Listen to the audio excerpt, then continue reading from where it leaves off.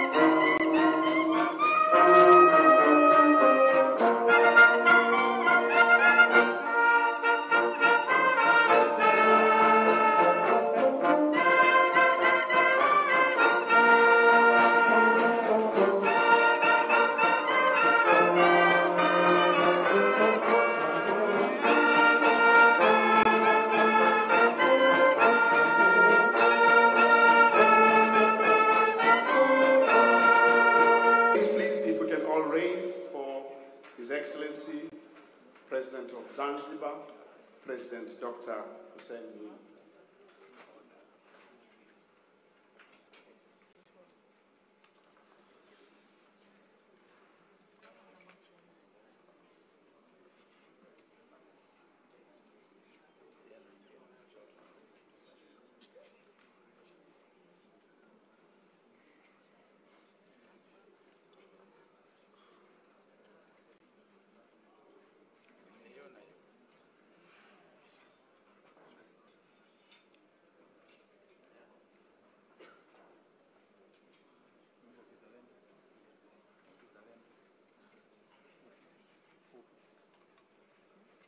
National anthem in East African anthem, please, while we are standing.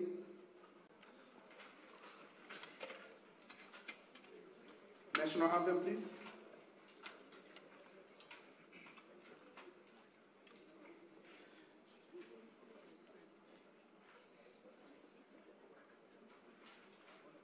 National anthem, please.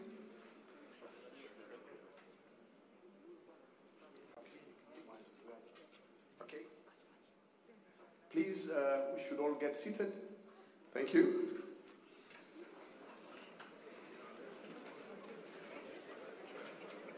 Thank you. We shall proceed. Our chief guests will join us as we proceed. His Excellency President Dr. Hussein Mwinyi, President of Zanzibar and Chair of the Revolutionary Government, Mama Anna Mkapa, wife of the late His Excellency President Mkapa, retired presidents who are here with us today, Vice Presidents of Zanzibar, First and Second Vice President, government leaders who are here with us this morning, religious leaders, members of security organs, political leaders who are presented this morning, members of the diplomatic community, media, invited guests and gentlemen. I take this opportunity to invite you all for this symposium in honor of President Mkapa, 1 year celebrating his life and living his legacy. Before we proceed, I welcome Chief Sheikh of Dar es Salaam to give a word of prayer. He will be followed by Father Rutinwa of Tech. Chief Sheikh of Dar es Salaam, for a word of prayer, please, you can take. Sheikh Mkuu wa Dar es Salaam kwa ajili ya dua tafadhali.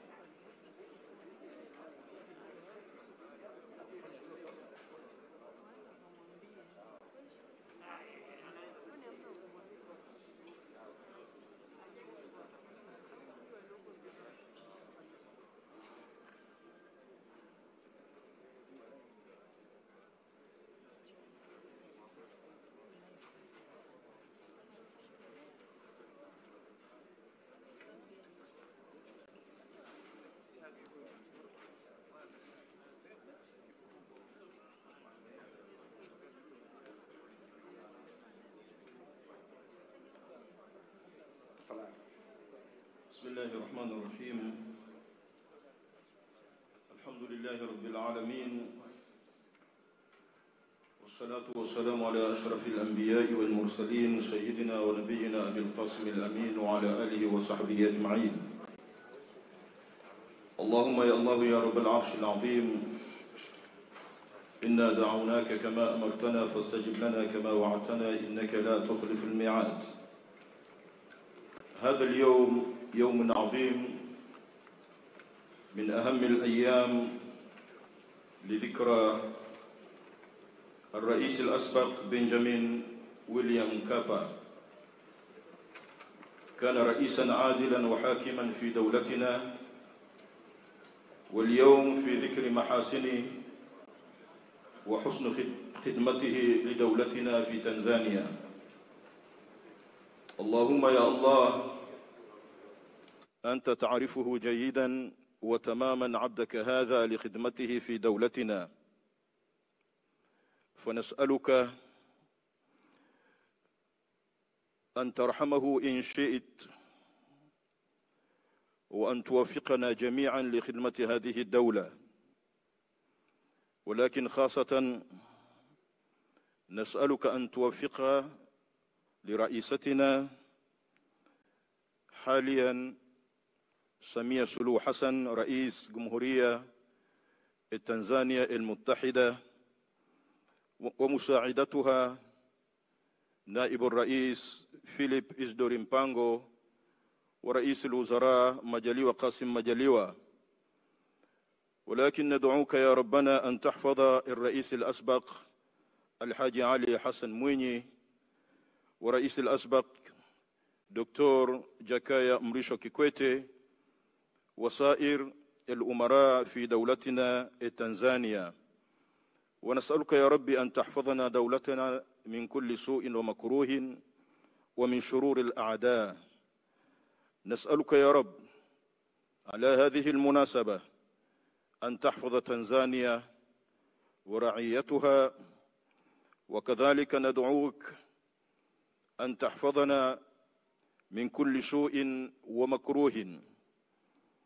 اللهم يا الله، أنت الذي أمرتنا بالدعاء فاستجب لنا كما وعدتنا برحمتك يا أرحم الراحمين. اللهم بارك إفريقيا، اللهم بارك تنزانيا. Let you say Amen. Thank you very much. I now call upon Father Florence Rutayu from Tech for a word of prayer.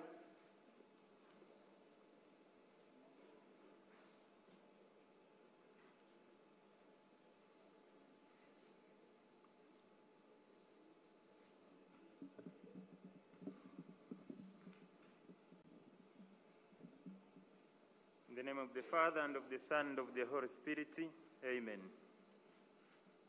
Heavenly Father, you created humankind from the beginning to be adopted sons and daughters of yours. Among those you created throughout in history, some have made deep sacrifices for future generations, like the late Benjamin William Mkapa. We give you thanks for those who have gone before us, keeping faith and the well-being of the less fortunate in grave difficulties. God our Father, send your Holy Spirit to come down to bless this global event and the congregation at large. in a special way, as we celebrate a year after of the late President Mkapa, prepare us each day to hear your calling. Help us to imitate his life so that we may always obey in love and obedience our leaders and those whom we have to obey, so that we give help to the less fortunate. Lastly, Lord God our Father, we may not be perfect, but still we love you. May your eyes be always on us. Our hope is in your merciful love. Rescue us from this terrible pandemic of COVID-19 and from all evil that surrounds us. Restore calm and peaceful attitude in us all. We ask this through Christ our Lord. Amen. In the name of the Father, and of the Son, and of the Holy Spirit. Amen. Thank you very much. Your Excellency, we thank you for your time this morning to be with us to celebrate a year after the passing of our presidency, third president of United Republic of Tanzania, President William Mkapa. And today, we are celebrating his life and live his legacy. The main theme of this symposium is creating sustainable and impactful health systems for our generations. Your Excellency, allow me to note those who are present with us here. This is an event which is followed globally. Some of us are here physically, and some are following up this event virtually. With us, we have leaders, past and present, from both mainland and Zanzibar. We have spouses of the leaders from mainland and Zanzibar. We have the family of the late President Mkapa, Board of Trustees of Mkapa Foundation. We have Board of Directors of Imara Horizon, which is a subsidiary company. Current and former board members are here. This is a subsidiary company of Benjamin Mkapa Foundation. We have former senior staff who have worked with President Mkapa. We also have diplomatic community and members of missions present in Tanzania, religious leaders, members of security organs, political party leaders and members of parliament, present and current, government and parastatal officials, civil organization, private sector leaders, academic institution. We also have Mkapa Fellows, and these are a very important group of people that President Mkapa recruited and knighted as fellows in order to spearhead provision of health to underserved communities. We have 206 fellows of Mkapa, and in here, I would like to, at least 10 of them who have represented others to stand up so that we recognize them. Mkapa Fellows, wherever you are, please stand up, those who have presented others. Thank you very much. Thank you, you can sit. President Mkapa recruited more than 5,300 health workers across the country under Benjamin Mkapa Foundation. These are primary health workers on underserved and marginalized areas.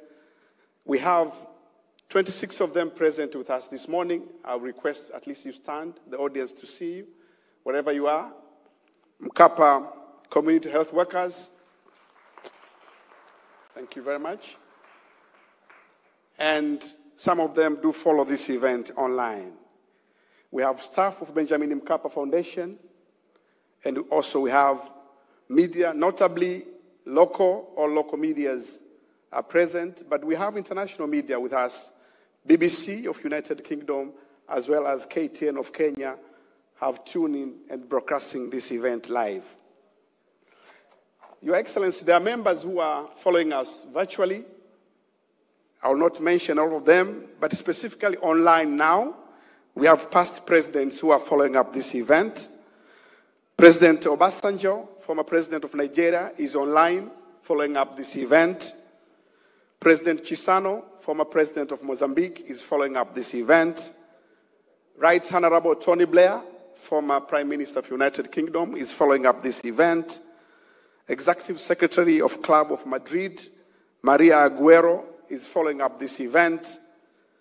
And representative of former Prime Minister of Finland, Matti Ahtisaari. We may be joined, Your Excellency, with President Bill Clinton, who want to follow this proceeding. It's very early hours of the morning where he is, but he has promised he will tune in to follow up this event. Your Excellency, as we celebrate 1 year of Mkapa legacy, building sustainable and health system, I would like to mention a few things what we honor Mkapa for this morning. President Mkapa has done a lot in this country, in economic front, social, political, but he had great passion for health in this country and globally. You all remember he was very much involved on fight against HIV. He was a global champion for HIV-free generation. He was also very keen on ensuring that resources, wherever are available, are used to the best use.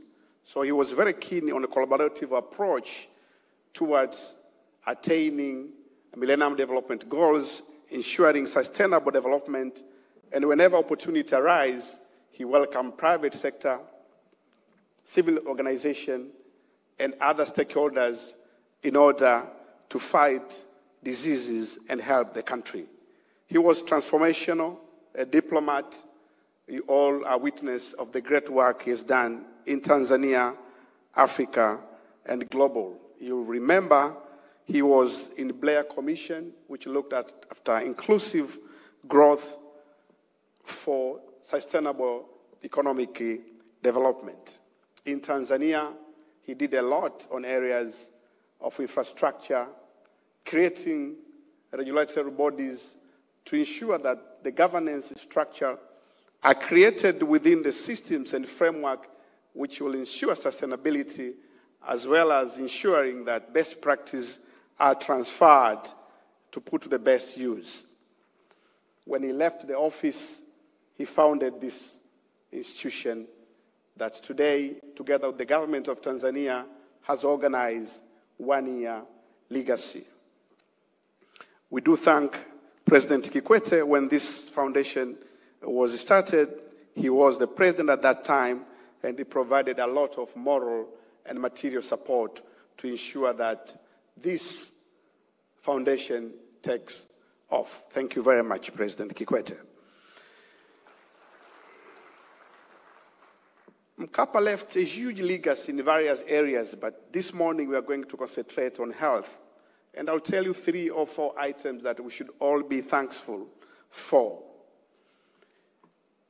The first chairperson of the board of Benjamin Mkapa Foundation was then the Deputy Minister for Health in Tanzania, and now the current president of Zanzibar, Dr. Hussein Mwinyi. What a legacy that we have. What a legacy that we have. Through this foundation, Benjamin William Mkapa managed to reach directly 12 million Tanzanians in provision of health across the country in collaboration with the government. President Mkapa sponsored 736 students in various disciplines of medicine since he started the foundation. And they're all working, and some of them, you'll see them today here. Some of them have been assimilated into the government, and they rose to the rank of regional medical officers. We thank President Mkapa for that. President Mkapa helped to renovate, build, uplift at least 536 health facilities across the country. This is mainland and Zanzibar. once he left the office through his foundation. And some of them we created and provided modern laboratory and theater equipment. We are grateful for what he has done. President Mkapa recruited, thank you very much, he recruited at least 5,336 health workers who are still currently working in various parts of Tanzania and Zanzibar. His interests are in 3 areas. One is sustainable health system, financing, collaborative and innovative idea. Second, HIV/AIDS fight. He was very keen in fighting HIV/AIDS, particularly amongst adolescents and mother-to-child transmission prevention. And to that, the world recognized him as the champion who actually managed to lobby and push down the prices of antiretroviral as well as HIV drugs. And Tanzania was the first country in Africa to start administering antiretroviral drugs to pregnant women and those who are infected with HIV. This is a remarkable achievement. President Mkapa also ensured that civil societies who are dealing with health are nurtured, provided guidance, and ensure that money is put on the best use. So Benjamin Mkapa Foundation is a chair of non-state actors on health in Tanzania, providing guidance, sustainability, and leadership. But also, thank you very much, also Benjamin Mkapa Foundation is a secretariat of all civil foundation which deals with health matters. I will go on and on mentioning, but today we are going to hear more from the panel discussion, from different presentations which are going to be made. And for those who are following us online, some of them could get time to say a word or so to us across the globe. Without taking much time, let me invite Dr. Ellen Mkonde Senkoro, the CEO of Benjamin Mkapa Foundation. Dr. Senkoro is the first CEO of the foundation ever since it has been started, and President Mkapa trusted her, and she has delivered immensely, and she is here today with us. She's a medical doctor by profession, a public health specialist. She has worked with development partners. She has worked with civil society as well as government, and she will give us her opening remark, the journey of bringing hope to underserved. Dr. Senkoro.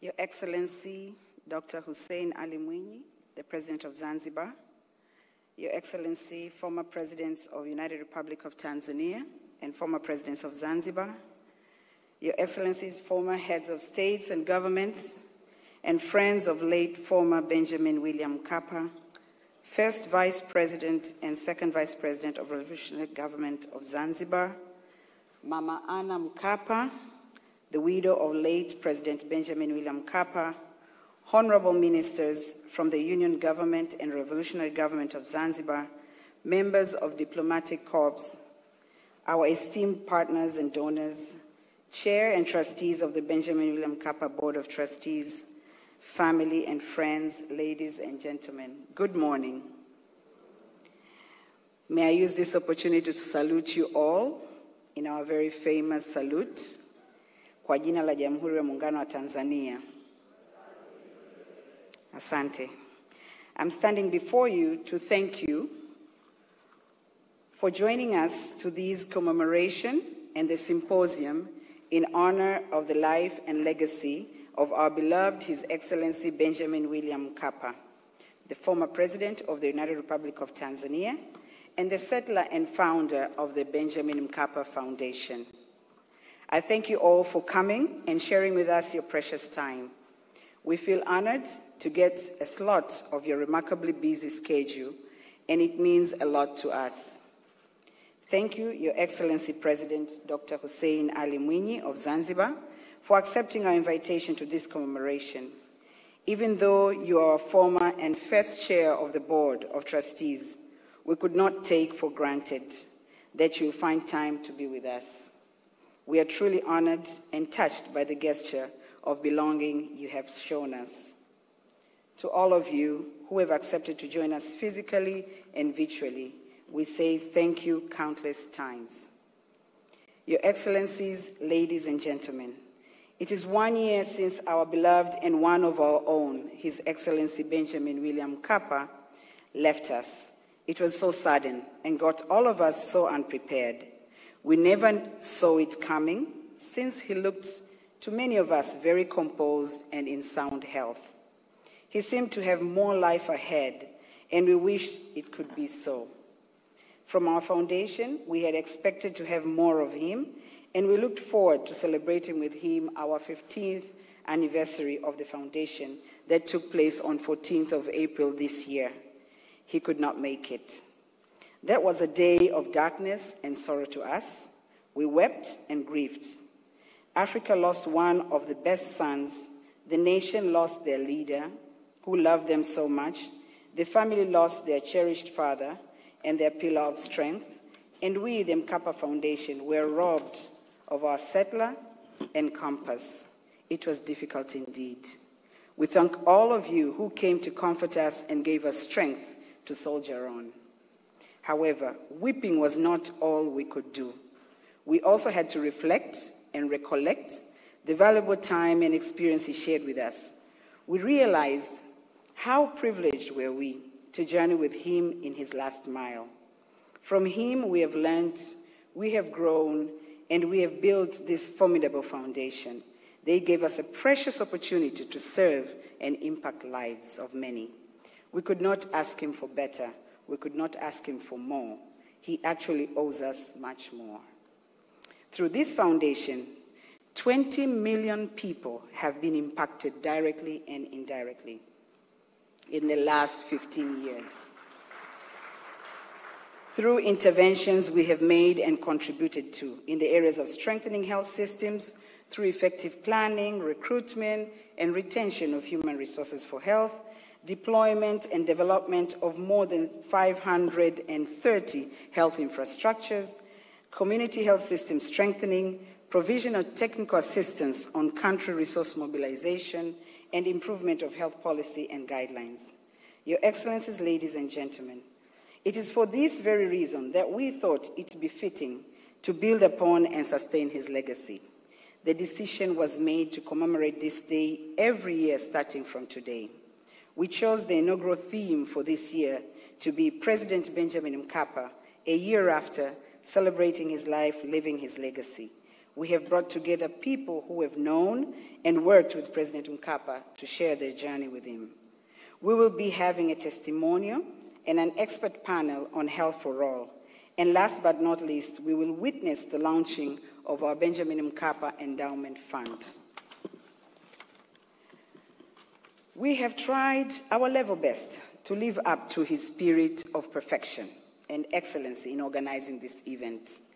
But as you all know, it is always a mammoth task to fit into the shoes of late Benjamin William Mkapa. Therefore, kindly bear with us in case of any shortcomings. We value your feedback and we promise to do much better in the years to come. Your Excellency, ladies and gentlemen, great men may die, but their great ideas do not. Their legacy lives after them. This is so true about late President Benjamin William Mkapa, and it is the very reason why we are meeting here today to honor and celebrate his life, for his is the life well lived and time well spent. In his own words, in the last para of his book, My Life, My Purpose, a Tanzanian president remembers, he said, I will leave it to my God and you to decide what difference I've made in this world. We, the Benjamin William Mkapa Foundation, have decided to tell this story. Welcome and kindly stay with us and enjoy watching the following documentary that shows our journey to this far. Asanteni sana kwa kunisikiliza.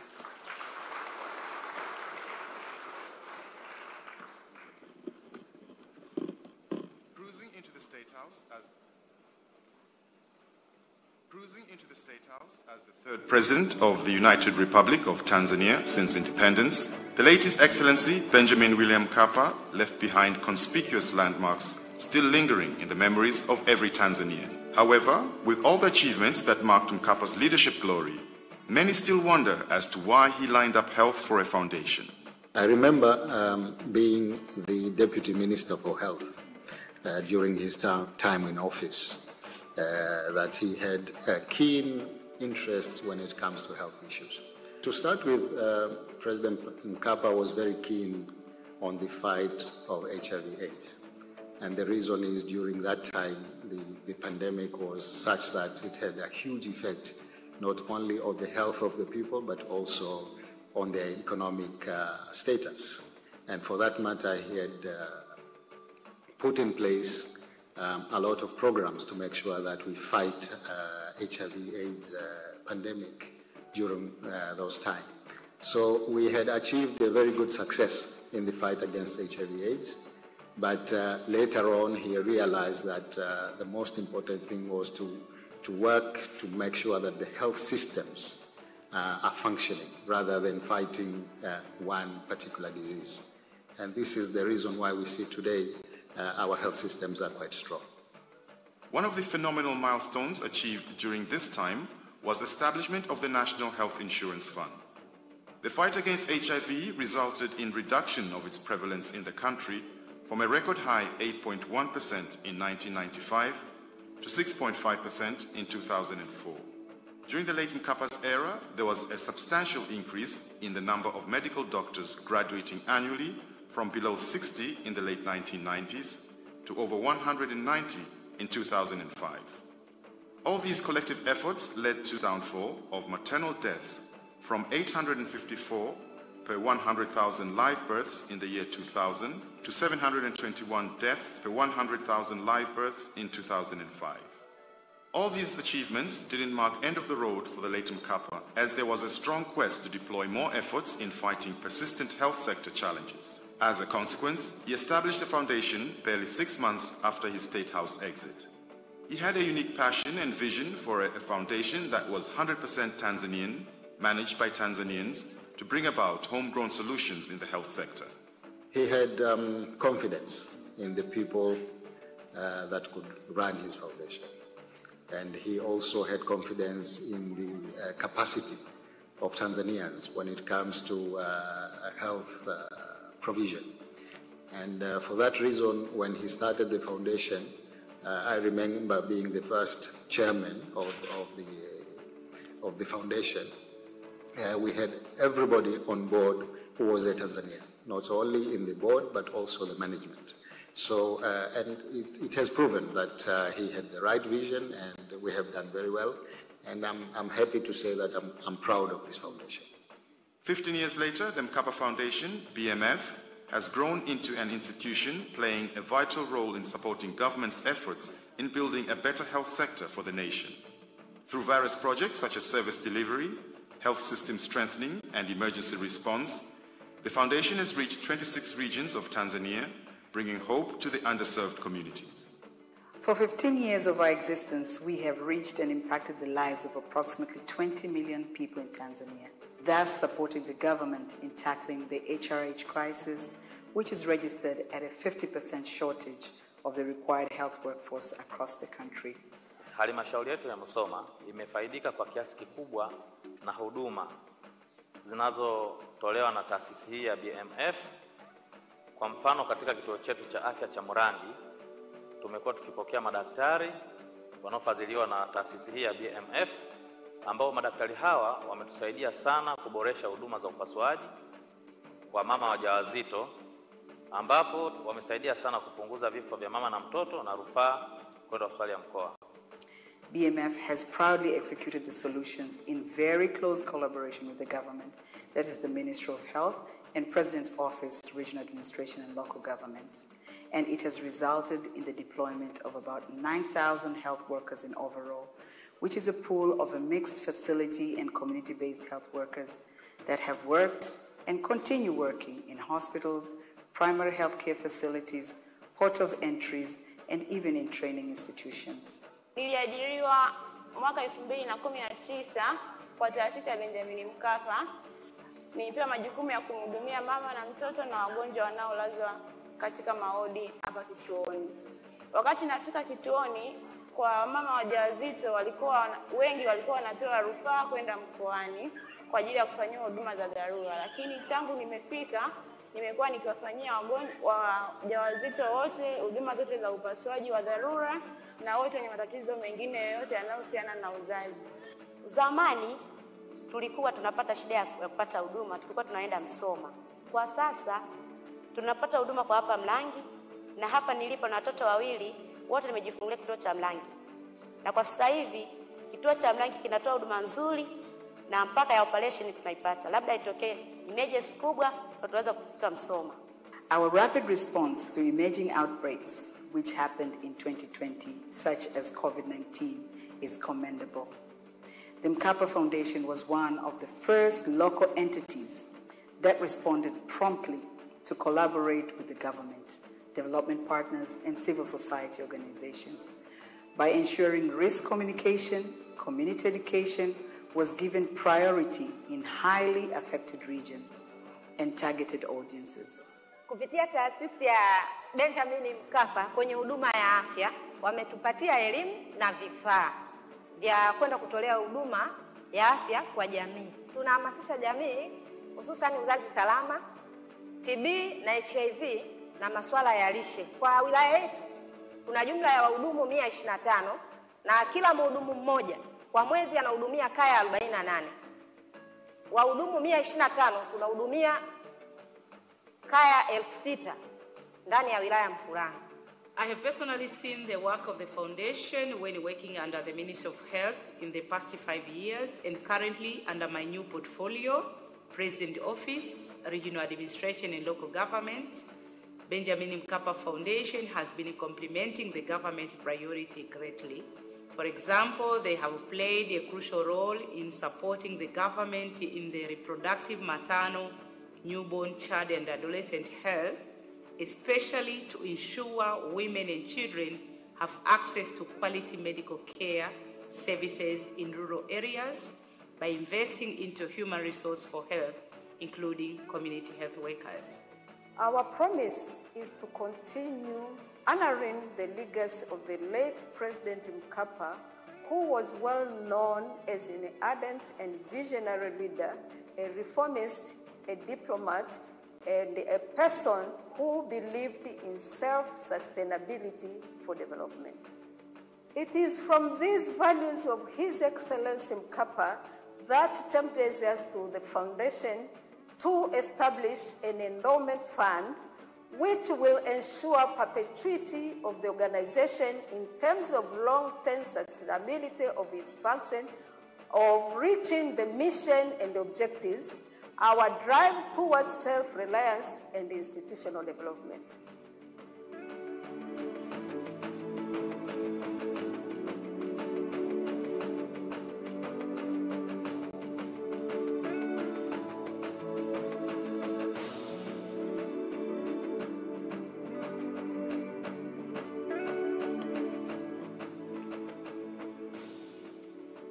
Thank you.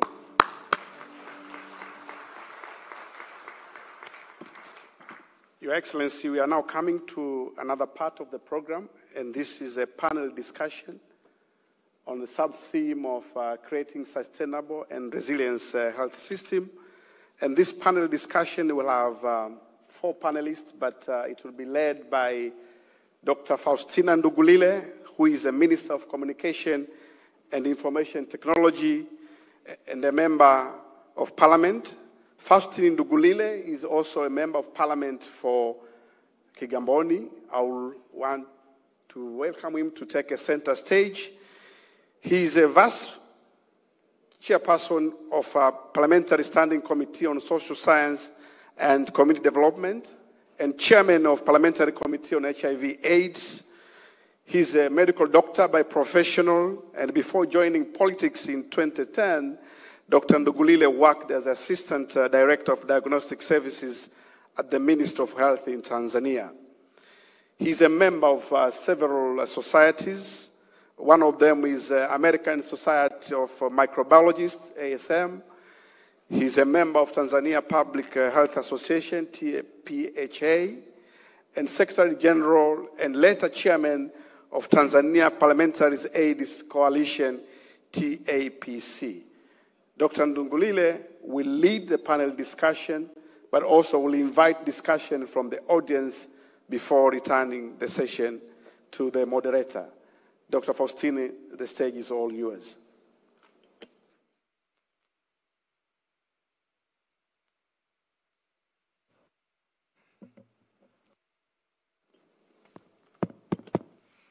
Thank you very much, Chief Moderator. His Excellency, Dr. Hussein Mwinyi, President, Your Excellencies, distinguished guests, ladies and gentlemen, I'll start by inviting the panelists to come and join me on the floor. And the first speaker will be Sanjay Rugan. Sanjay Rugan joined the Standard Chartered Bank in 1999. He has served in different capacities inside and outside Africa. He has been the first CEO of Tanzania Standard Chartered Bank and the first Tanzania since 2016. He has been recognized with driving significant business transformation in his role as a CEO. He has won many accolades for his position and through the strong leadership representation with the different important thought leadership forums. Sanjay Rugan, who is also a good friend of mine, is the chairman of the Professional Accountants in Business Committee of the International Federation of Accountants. He's the current chairperson of the CEO Roundtable, deputy chairman of Tanzania Bankers Association, executive member of Tanzania National Business Council, and the director of Association of Tanzanian Employees. Please join hands to welcome Sanjay Rugan.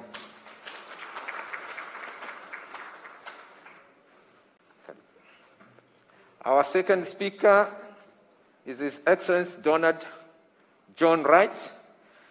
Donald John Wright is an American physician, government official, and a diplomat serving as the United States ambassador to Tanzania since 2020. As a medical doctor and a career member of the senior executive services, Dr. Wright has served in acting and a permanent position in the U.S. federal government, including the Secretary for Health and Human Services, which is the Minister for Health in the U.S., Assistant Secretary for Health, Principal Deputy Assistant Secretary for Health, Deputy Assistant Secretary for Healthcare Quality, and Deputy Assistant Secretary for Health, Disease Prevention, and Health Promotion. Over his course of his career, Dr. Wright has been the forefront of efforts to improve public and population health in the U.S., including disease prevention, health promotion, healthcare delivery, healthcare quality, occupational health, emergency preparedness, healthy aging, and the elimination of health disparity. He has also played a leading role in efforts to enhance community and hospital emergency preparedness for natural disaster, act of terrorism, and the pandemic influenza. Please welcome Honorable Your Excellency, the Ambassador of the United States of America to Tanzania. Our third panelist is Dr. Fatima Mrisho. Dr. Fatima Mrisho is a world-renowned public health specialist in reproductive and sexual health. She has served as Executive Director of Tanzania Commission for AIDS for about 9 years. And this was after being the UNFPA country representative to Uganda. She has also served as the UNFPA Regional Reproductive Health Advisor for English-speaking countries based in Ethiopia. She has also served in the Ministry of Health Tanzania as the Director of Preventive Services, Faculty of Medicine under the Department of Community Health at the Muhimbili School of Medicine. She's a Makerere graduate and she has a postgraduate diploma in public health and a master's in human nutrition from London School of Hygiene and Tropical Medicine in UK. Please welcome Dr. Fatma Mrisho. Our last panelist is Dr. Lauren Ndumbaro. He is currently the Permanent Secretary in the President's Office, Public Service. For the last 6 years, he's a guru in this particular area. He was a political advisor to former President Jakaya Mrisho Kikwete for over 8 years. He has also been a senior lecturer at the University of Dar es Salaam for over 8 years, but he has also served as an administrative officer in different capacity in Songea and the Tanzania Coffee Board. He has published many papers on governance, human resources, parliament, and democracy. Please welcome Dr. Lauren Ndumbaro. To set the ball rolling, I will start with the lady, the only lady in our panelists, Dr. Fatma Mrisho. And the discussion is about universal health coverage. As we all know, for all those that don't know, universal health coverage is about access to health services to the people when and where they need it without suffering financial burden. Universal health coverage has 4 key pillars, one of which is health promotion, health prevention, curative, rehabilitation, and palliative care. Universal health coverage is not a new thing. We have the primary health care from the Alma-Ata days, 1978, but it was solidified in 2018 after the Astana declarations. Dr. Fatima Mrisho, what do you see as the major gains in universal health coverage in Tanzania? What are the challenges that you see, and what do you think needs to be done? You're most welcome. Your mic, please.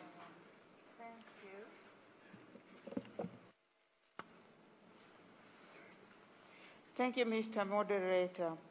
As you've indicated, universal health care is not something new, and it has been ongoing, I would say, post-independence.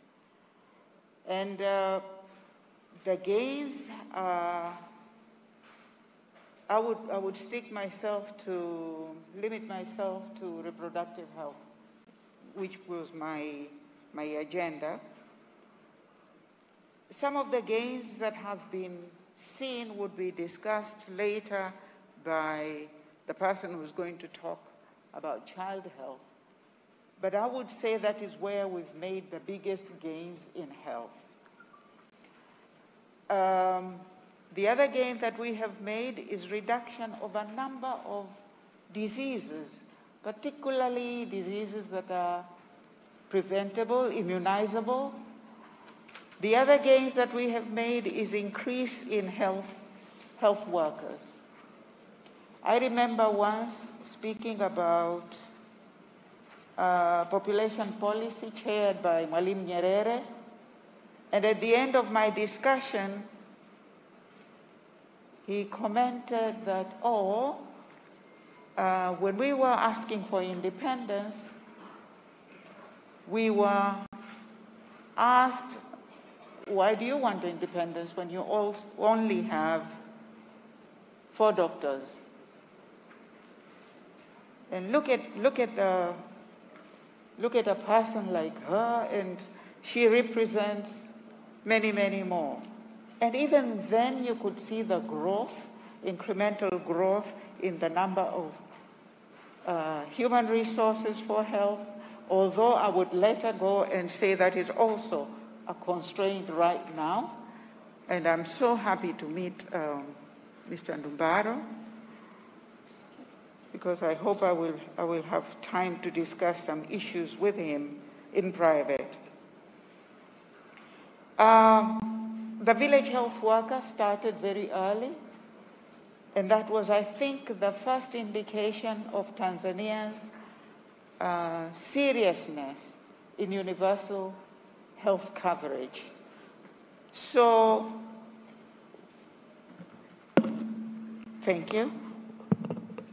So we've made a lot of progress. Currently, as I speak, we have IT in health, which is a major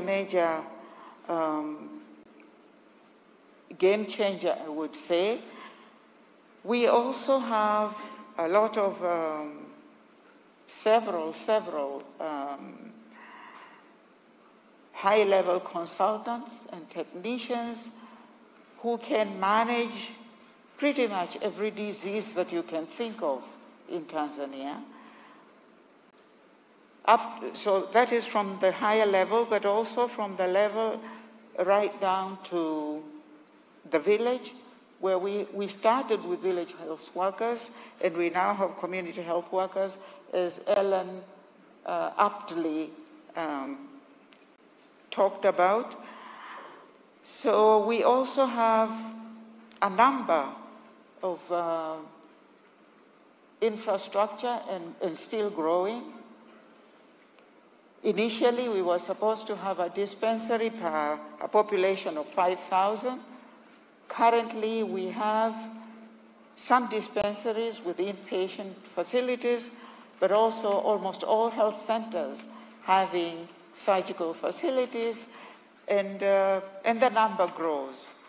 We also have existing infrastructure schemes of various types, some trials by non-governmental organizations, but a number of them, as indicated in Ellen's discussion, National Health Insurance and the Improved Community Health Fund. So, Dr. Mrisho, thank you very much. You've highlighted some of the major gains on the human resource development, vaccine preventable diseases, infrastructure, and all that. I know you're an expert in reproductive and sexual health, and you've worked in that area for a number of years. Despite all these major gains in the health sector, we still have some challenges. When you look at the maternal and infant mortality rates, these are still very high. Teen pregnancy is around 27%. If you look at young people, and they are actually most disadvantaged. Look at the HIV statistics currently among new infections, 40% is among the young people, and within that 40% is the girls. So what are the key unmet needs and related barriers, and what do we need to do in order to address the situation? In 2 minutes. In 2 minutes? Yes. Okay. I would start with inadequate human resources for health across the board, but especially for midwives and pharmaceutical assistants. And I would like to underscore midwives, and midwives, particularly in relation to reproductive health. Resource availability. We have a wonderful health sector strategic plan, number 5, and it is costed. It's the expectation that it would be fully funded. If it is not, we will not be able to meet the targets. We need to finalize the National Health Insurance Fund and Improved Community Health Fund bill and submit it, table it to the Parliament. We need to raise awareness and popularize health insurance as a strategy nationwide. We need to raise awareness on the plight of maternal health, infant health, which also includes the first 28 days of life, which is a reflection of the health of the mother, by the way. And we also need to address the issue of cultures that mitigate against health and welfare of children, adolescents, women, and few men. My 2 minutes about. Yes, Dr. Fatma Mrisho, I think we'll end here. I'll come back to you. My second speaker is Dr. Lorian Ndumbaro. As I had introduced him, he's the Permanent Secretary, President's Office, responsible for public service. Universal health coverage requires competent and motivated health workers at the community level who are equitably distributed and adequately supported. We know as a government we've made a lot of investment in the health sector, and we've, in the recent years we've invested a lot in terms of building infrastructures. And with this achievement, it has come with its own challenges. Currently, the human resource gap in the health sector stands around 52%. So what solutions do we need to come up to make sure that we bridge this gap?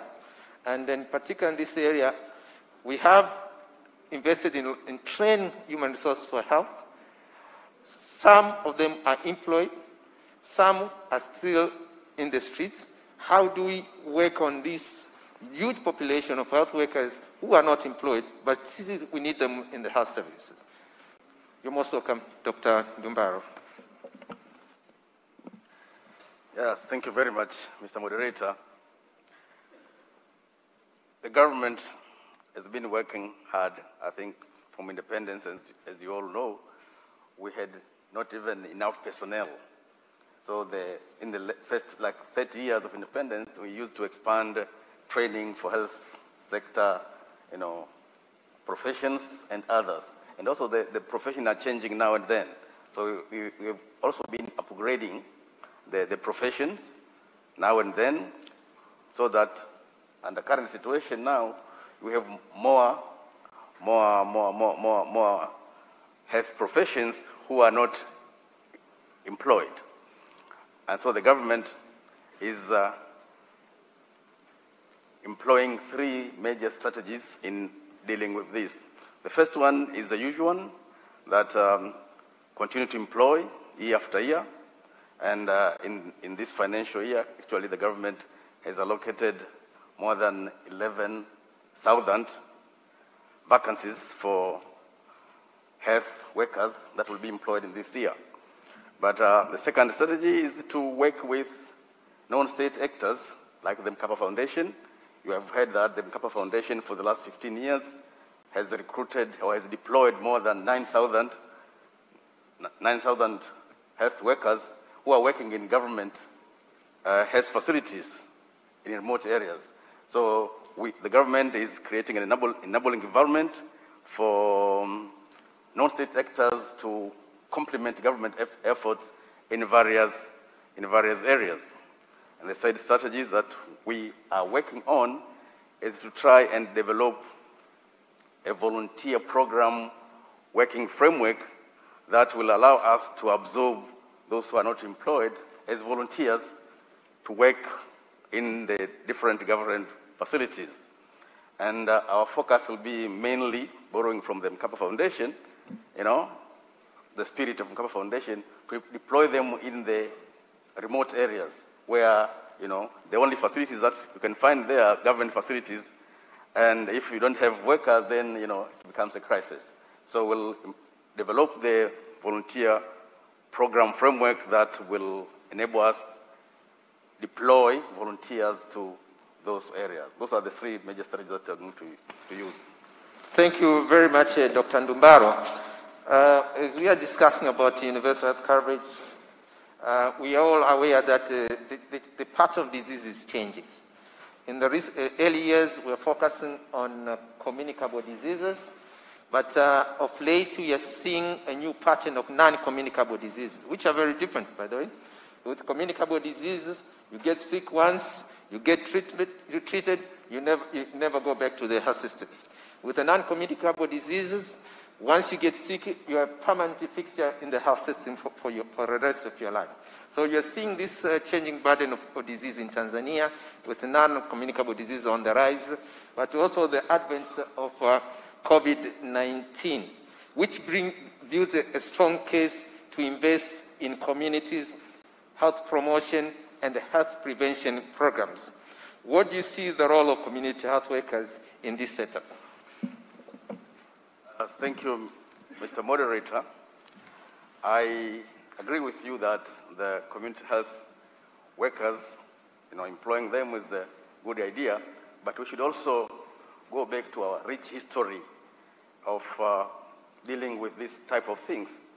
I remember in the 1970s and 80s, when we had communicable diseases problem, we used to have sustained health campaigns, across the country. Mtu ni afya, chakula ni uhai. These campaigns, were sustained. Leaders from the national leaders, the region, district, even the world level, were all singing the same song, campaigning for mtu ni afya, chakula ni uhai. And this, was a cost-effective type of thing, a campaign that, raised the consciousness of the people about these communicable diseases. We can use the same experience in dealing with non-communicable diseases, that we can, start a national campaign, at all levels, all leaders, from national, district, region. If all of them will talk about this, people will understand, and then we'll address those issues. I also remember, our history. When we were in primary school, we had a subject called Hope Economics. And that's Marifa Nyumbani. In that subject, we had been taught about how to handle these communicable diseases, diarrhea, chorea. Students were taught in primary schools. And so if we also mainstream health education in the primary school, secondary school, this will be a long-term sustainable solution, in addressing this problem. But we can also employ as you said, the community health workers, but in areas where, you have significant outbreak of these things. And this will be, I think, a more cost-effective thing if we employ community health workers in those areas where, there are the extreme cases, areas of extreme cases. But we can also, as I said, embody it or mainstream in the primary school, secondary school, health education, and then people will be more aware of that. Thank you. Thank you. Thank you very much, Dr. Lauren Lumaro, for those wonderful remarks, and I'm going to give you time to wrap up at a later stage. My third speaker is Mr. Sanjay Rugan. Thank you. Who is representing the private sector. And as you know, the private sector is an important partner in the journey towards universal health coverage. How do you see the private sector complementing the government's efforts towards universal health coverage? Thank you, Mheshimiwa Waziri. And I think we very significantly contribute. But I think it's just to take a moment on what private sector means. So I think as a nation and across Africa, 80% of whatever is produced in our countries comes from private sector. 75% of the total credit that is taken in most of our countries is taken by private sector. 65% of the total investment in any country is done by private sector. And 90% of the people employed in the formal sector are employed by the private sector. So that's the strength and the machinery that the government or any nation has. And I can tell you that in every country where there's been progress in the health system, it's really because there's been significant collaboration. I must also say that, when you talk about universal health coverage started in 1978, if I remember, 43 years ago. When we started universal health coverage then, the role of the private sector was just a little bit of production, a lot of procurement, and a little bit of distribution. Now, statistics shows that anywhere between, in a year, from 25% to 40% of the contribution in the health sector could be from the private sector. We've scaled up significantly. We are now involved in knowledge, in education. Mheshimiwa talked about campaigns, services, products, goods, manufacturing, value chain impact. We are using technology as an enabler. A lot of work is happening on logistics. Like I said, 80–90% of the total distribution happens through private sector. We've also really expanded on our partnerships. In olden days, and Mheshimiwa Balozi will talk about it, that in the past, the donor agencies could just fund us. But now we are creating economic sustainable models, and that requires private sector. So we have had partnerships with various development partners, with UNICEF, with AMREF, and that's a big thing we've done. I also want to say that the private sector is what finances a lot of the interventions that we do. Now, just citing a couple of very quick best practices. I mean, Tanzania has made so much progress, including through Mkapa Foundation. I mean, we boast of some of the best hospitals now. So, if I talk about Aga Khan Hospital, it is amongst the 9 accredited hospitals in Africa. And we don't even know about this. They do a lot of work on cancer, on gender equality, CCBRT, from a disability, eye care, gender perspective, do phenomenal stuff. And this is all private sector interventions. The financial services industry, Standard Chartered Bank, where I come from, we've spent $7 million in the last 5 years just on eye care. ICNBC, my friend sitting there, CRDB, NMB, everybody is putting in a lot of effort. We need to just coordinate these efforts. You look at mining companies. You look at Dahlberg that is doing a lot of research work. And then finally, MNOs, I think are very critical as we evolve. And, data is going to continue to be very critical in essence. And finally, I would say that, when you talk about private sector, whilst we have done a lot to manage the burden so far, the burden of health, and I know that COVID has taught us, is very, very huge. Just in terms of statistics, if you look at Africa, 11% of the world's population is in Africa. 24% of the total global disease burden is in Africa. We only have 3% of our workforce that is involved in health, so we have a lot much more to do. And only 1% of the global investment goes in Africa health. So there's so much more to do. Thank you. Thank you for that intervention. If I don't ask you I'm not going to sleep tonight because I'm the minister responsible for communication, but also the digital transformation in this country. You have highlighted some of the issues here and the engagement of the private sector. How do you see the role of digital transformation and the technology in filling the gaps that you see in the health sector from the private sector perspective? Waziri is talking about his house now, ICT. I think ICT can give us exponential transformation, whether it is in health or many things. But if you just talk about health, you talked about communicable diseases, non-communicable diseases, or pandemic now, because it's a big thing. So whether it is in the adaptive technology, what is adaptive technology is we are a very resource-constrained country. And a lot of the equipments that we need to be made for resource-constrained countries.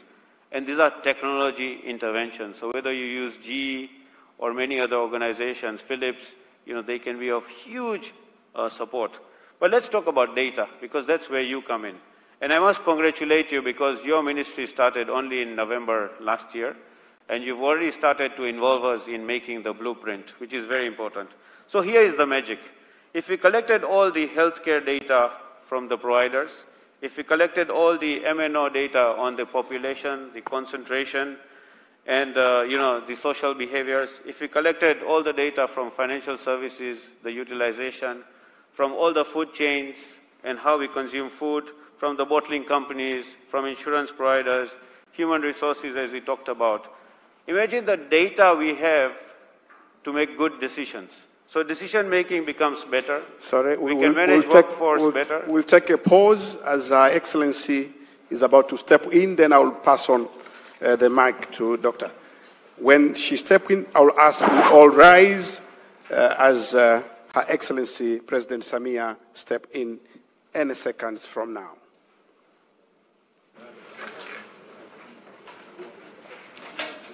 And Superintendent Mpepo, you'll be ready for the national anthem and East African as we start.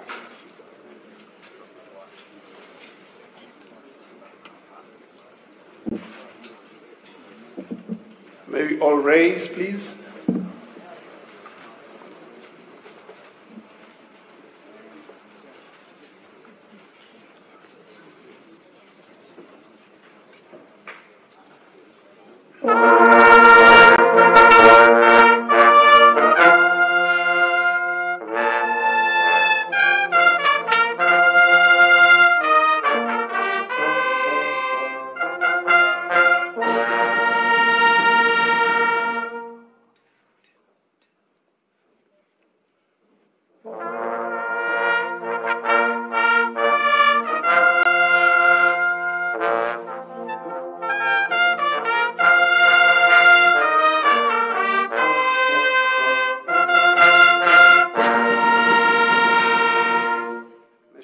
please, and East Africa anthem.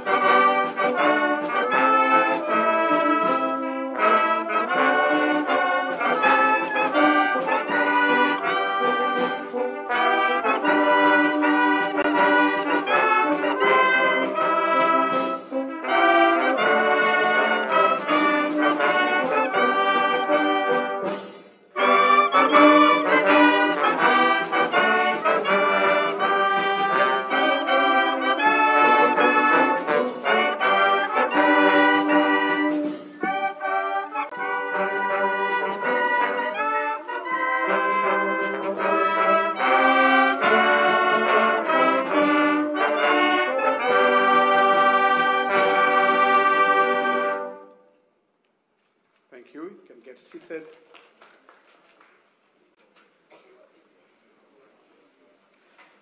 Your Excellency, Madam Samia Suluhu Hassan, President of United Republic of Tanzania, we take great honor and thank you for your time this morning. Your Excellency, for attending to this global event that has collaboratively been organized between the Benjamin Mkapa Foundation and your government of Tanzania. Thank you very much for setting aside your time for this. Your Excellency, in this venue, physically, there are about 600 participants, but also, Your Excellency, this event is followed globally, and there are some few head of states who are following up this event. I'll mention a few who have participated or are continuing to participate. The former president of Mozambique, President Chissano, is following up this event. Former President of Nigeria, President Obasanjo, is following up this event. Right Honorable Tony Blair, the former Prime Minister of United Kingdom, is following up this event. Representative of former Prime Minister of Finland, Matti Ahtisaari, are following up this event. And if time permits, President Bill Clinton did promise he will follow this event. Your Excellency, we have national leaders current and past with us here from both Tanzania and Zanzibar. We have the spouses of national leaders, religious leaders, members from security organs, diplomatic corps and missions presented in Tanzania, academic institutions. We have the family of the late President Mkapa with us today. We also have private sector leaders, civil societies, as well as politicians from various groups. Your Excellency,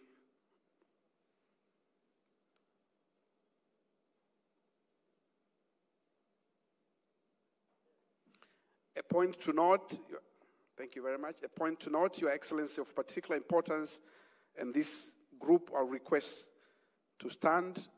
We do have Mkapa Fellows. These are medical staff who were recruited by President Mkapa when he started this foundation in order to serve the marginalized and underserved communities. We do have 256 of them, but here we have about 10 of them representing others, and I'll request them to stand. You recognize Mkapa Fellows. Thank you very much. Your Excellency, President Benjamin Mkapa also had recruited over 5,336 health workers, and these health workers have been deployed in rural areas, in some areas, in order to complement your government effort in provision of health. Some of them have been assimilated into the government system as time went on, as district medical officers, and some have climbed the ladder up to regional medical officers. We have 26 of them present with us. I will ask them to stand as well. They are right there. Your Excellency, we also have members of the media. All local medias are presented, but we have 2 international media with us, BBC and KTN, who are covering this event. Your Excellency, we are now into the panel discussion, creating a resilient and sustainable health system. This panel, Your Excellency, is led by Dr. Faustina Ndugulile, Member of Parliament for Gamboni, but also by professional and medical doctor. We are just in the middle of it, and I'll let them, Your Excellency, to continue. Then I'll invite the CEO of Benjamin Mkapa to formally invite you, Your Excellency, if you permit. Dr. Ndugulile, if you can please continue and finish the discussion. Thank you very much.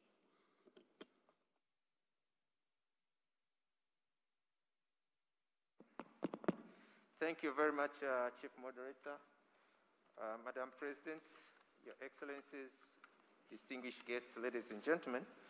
Now I will let Mr. Sanjay Rugani to complete 1 minute of his intervention, and I asked him what role can technology play in order to bridge the gaps in health systems. 1 minute. Good, and thank you, Waziri. And we are talking about technology in terms of adaptive technology and data, and I think we had covered adaptive if we were talking about data. And I said that data for development is very critical. It gives you exponential opportunity for scalability. And we talked about healthcare data, MNO data, financial services data, food industry data, bottling company data, insurance company data, and human resource data. And I said with your ministry and the fact that we are doing a blueprint, it was really going to help us in decision making, workforce management, health commodities, which means supplies and production, and also investments. And I think finally, it also helps us for partnership management, because you know in which areas we need to focus. So I think I would end at that for now. Thank you. Thank you very much, Sanjay. And our last panelist for today is His Excellency Dr. Donald J. Wright, the U.S. Ambassador to Tanzania. Dr. Wright, Tanzania has made huge strides in the health sector in partnership with the development partners. What are the initiatives or strategies that DPG and the USG have been implementing to support the journey to self-reliance and universal health coverage?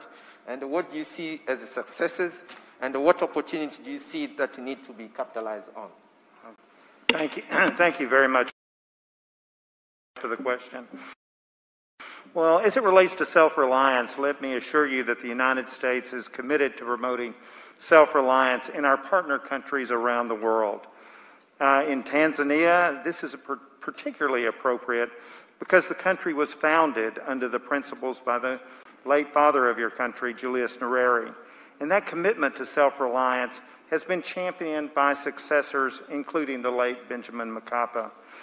The United States has a long-standing bilateral relationship with the people and government of Tanzania, and this year we're celebrating 60 years of working together, Pamoja 60. As it relates to the development partners, let me say that over the last 20 years, Tanzania's Health Basket Fund has proven to be an excellent mechanism for strengthening Tanzania's health system and delivering results for the poor and vulnerable. This project brings together resources from multiple international development partners into government health systems to work on achieving agreed upon goals.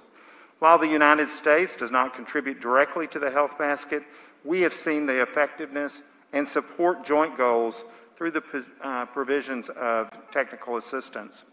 As it relates to UHC, let me say that the efforts of the development partners to support universal health coverage aims at supporting the government to increase access to health services when and where they're needed, without financial hardship and without compromising quality. Tanzania is not there yet, but development partners have supported the government of Tanzania to develop systems, policies, and strategies to enact universal health coverage through a single health insurance policy. As it relates to the successes, let me say I would first like to take a moment to recognize the efforts by the government of Tanzania in reaching lower middle income status ahead of schedule. This demonstrates great potential to reach new development milestones, and we are committed to supporting Tanzania to achieve these. In our mutual goal of Tanzanian self-reliance, we must focus on sustaining and improving these economic gains and translating them into real increases in household incomes and the ability of each individual citizen, particularly in the rural areas of this country, to access quality health care. We development partners are committed to strengthening collaboration among ourselves and ensuring that our development support is well coordinated as we engage with our government counterparts. There are certainly opportunities to improve our partnership with the government of Tanzania and ministries and departments, and hope they will commit to the same level of coordination. Thank you very much, Ambassador Wright. And now, to wrap up our discussions, I'll start from far left. Sanjay, I'm going to give you 1 minute. The President is here. The President of Zanzibar is here. 1 minute takeaway message. What do you want the President and the congregation to hear? 1 minute. Okay, 43 years since we started universal health coverage. Our commitment is by 2030, we are going to hit massive milestones. How are we going to do that? My message to the government, and since the President is here, is the partnerships we have seen in the last 43 years are wanting. We need to have real partnerships so that we achieve our targets in the next 7 years. My contribution to the private sector, the CEOs who I work with, is that including COVID-19 has taught us that investment in health drives economic prosperity, and economic prosperity drives business. Thank you. You want to see more partnership and engagement of the private sector? Absolutely. Ambassador Wright, 1 minute. What prioritized action leadership and the stakeholders need to undertake going forward? Thank you. Well, let me begin by quoting one of our former presidents of the United States, George W. Bush, who founded the PEPFAR program and launched global investments in fighting HIV and malaria. He once said, "Africa's most valuable resource is not its oil, is not its diamonds, it's the talent and creativity of its people." Madam President, I urge you to continue investing in the people of Tanzania, particularly the youth. One of the most critical needs faced by Tanzania today is human resources for health care. In some remote areas of the country, 70% of healthcare positions are vacant. And overall in Tanzania, the vacancy rate is about 52%. While we've seen important strides made in increasing public sector hiring, critical shortages exist, which are particularly problematic for reaching goals around reducing maternal mortality. Midwives and doctors are needed to provide essential maternity care. More progress must be made quickly to expand all cadres of the health system to enable the nation to be resilient in the face of COVID-19. Thank you very much, Ambassador Wright. You mentioned that we need to invest in the people and also build the capacity in the human resource for health. Dr. Fatma Mrisho, you've been very passionate about reproductive and sexual health. Now is the right time for you also your message to be heard. What is your 1-minute take-home message? The first one is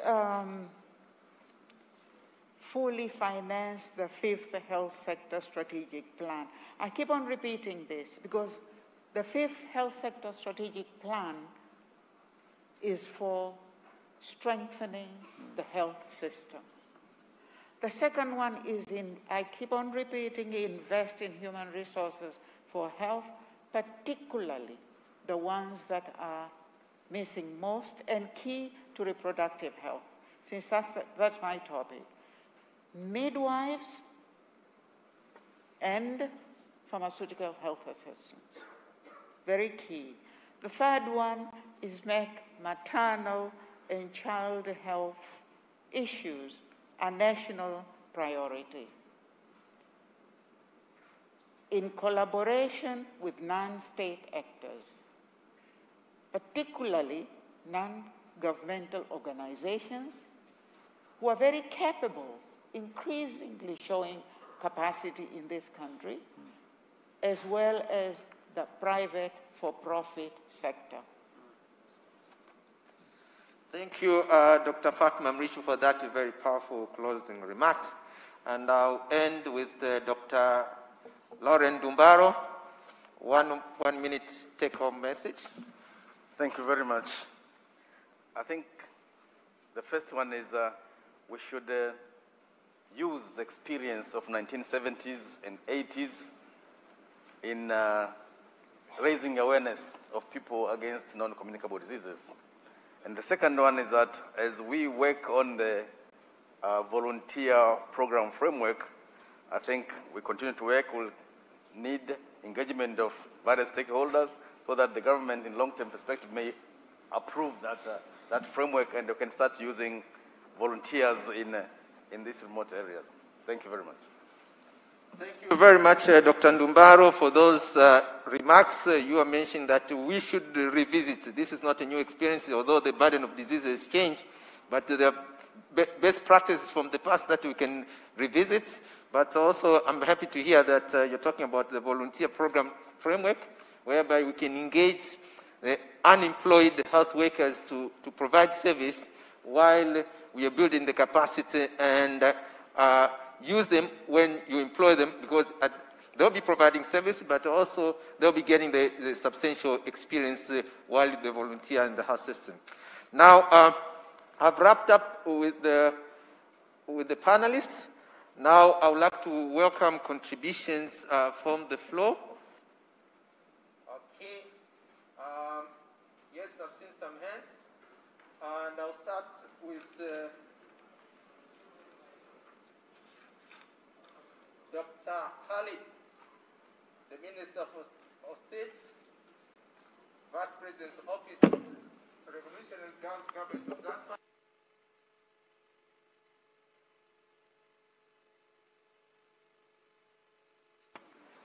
Could you pass on the mic to Dr. Ali.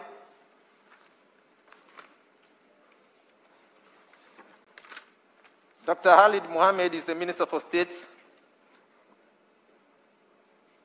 Thank you.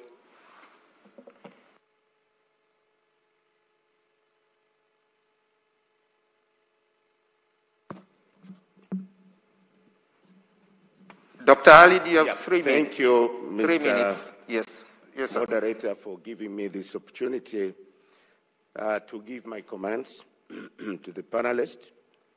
Excellencies, distinguished participants, ladies and gentlemen, first let me commend the Benjamin Mkapa Foundation for organizing this important event. I also commend the moderator and the panelists for the very insightful and enlightening discussion. My humble comments are centered on the need to have a multi-sectoral approach and effective coordination mechanism in health-related issues. As we all know, the health sector has numerous sectors, as already said, but having different roles, objectives, and approaches in supporting and in the provision of healthcare services.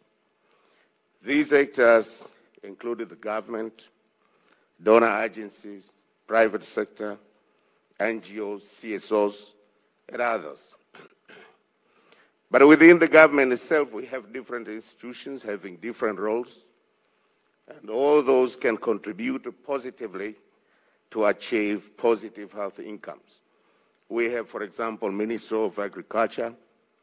It has got a role of making sure that we have adequate, nutritious food for good health. Ministry of Water, for making sure that what we drink is clean and safe. Responsibilities for the Ministry of Communication and Infrastructures to ensure that connectivity that allow people to have an easy access to health facilities. And all this calls for intersectoral linkages and coordination. But also looking at the Ministry of the Ministry of Health itself, there is also a need to have internal intra-coordination. If you look at the aspects, 3 important aspects: the health structure, we have the primary healthcare units, we have the district, we have the region, and we have the referral hospitals. All this needs to be interconnected and to have effective coordination within the organization itself. But even personnel, we have practitioners, we have specialists and other supporting staff. They also need to be connected, and therefore there is a need for intra-coordination within the organization itself. Services that are offered, we have different services that are offered in the health sector. Diagnostic services, for example, epidemiology services, drugs and treatment, logistics, and all these call for effective coordination of department sections to make sure that they all work in a more coordinated manner and not working in silos. My personal view is that health issue being multi-sectoral in nature, it needs multi-sectoral approach and effective coordination both sectorally and centrally. For the central coordination to be effective, I think we have to define an overarching objective and a common goal in the health sector. Once we define that, stakeholders' roles and activities need to be streamlined to make sure that we achieve the defined goal. Thank you very much, Khalid, for that very informative contribution. I saw Charlene Bahuguma, representative for UNICEF. Please, you can now have your floor. You have 3 minutes, Charlene.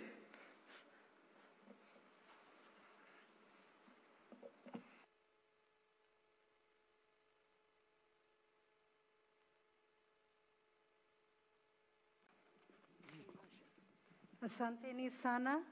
Excellencies, ladies and gentlemen, all protocols observed. It's a privilege to be able to speak today at this prestigious event. Truly, President Mkhapa's vision was exemplary because he put human resources and human capital first, understanding the need to invest in children, in education, in health, in social sectors, in social protection, and in prevention of violence against women and children. So indeed, we are standing on excellent progress that the country has made since then under the different leaders, including today with Her Excellency Mama Samia at the lead. So let me start with the first thing. You know, all the contributions today talking about health systems resilience stand on one fundamental transformational issue, and that is the equality between men and women, boys and girls. Unless we have all girls who enter school exiting, today we only have a third of girls who enter primary school exiting and making it into secondary education and out into the world of work. Unless we address this barrier, we will continue to get adolescent girls who are mothers. We will continue to have girls who don't have access to health, education, and other rights, and their families won't have access to those rights. So working concertedly on addressing these gender barriers has to be at the heart of health systems work, because without this, we will not achieve those results. And I'm proud to say that with Mama Samia's leadership, she has already flagged this as a top priority. The second issue, and it is linked very much to health, is the issue of sanitation and water. This too has been flagged by various people, but I do want to say that currently we've made huge progress, but still less than 50% of households have access to hand washing or sanitation. If Ebola and the COVID-19 outbreak have shown us anything, it's that we have to consistently invest, including in social norm change, so that Tanzania can become the leader in not just East Africa, but Africa in these statistics, because they underpin access to health and indeed access to better nutrition and better health. And the last point last I'd like 30 to seconds. make, last 10 seconds is, my colleague said convergence. Tanzania has excellent frameworks and policies. The National Accelerated Action and Investment Agenda for Adolescent Health and Well-Being that was recently launched, the National Adolescent Health Development Strategy. We're developing an early childhood development framework with parliamentarians leading this, looking at children as a composite, as a whole, and multi-sectoral services to them will unleash Tanzania's potential. And indeed, not just low middle income, we can move up to high-income country status with that. Asante. Thank you very much, Charlene.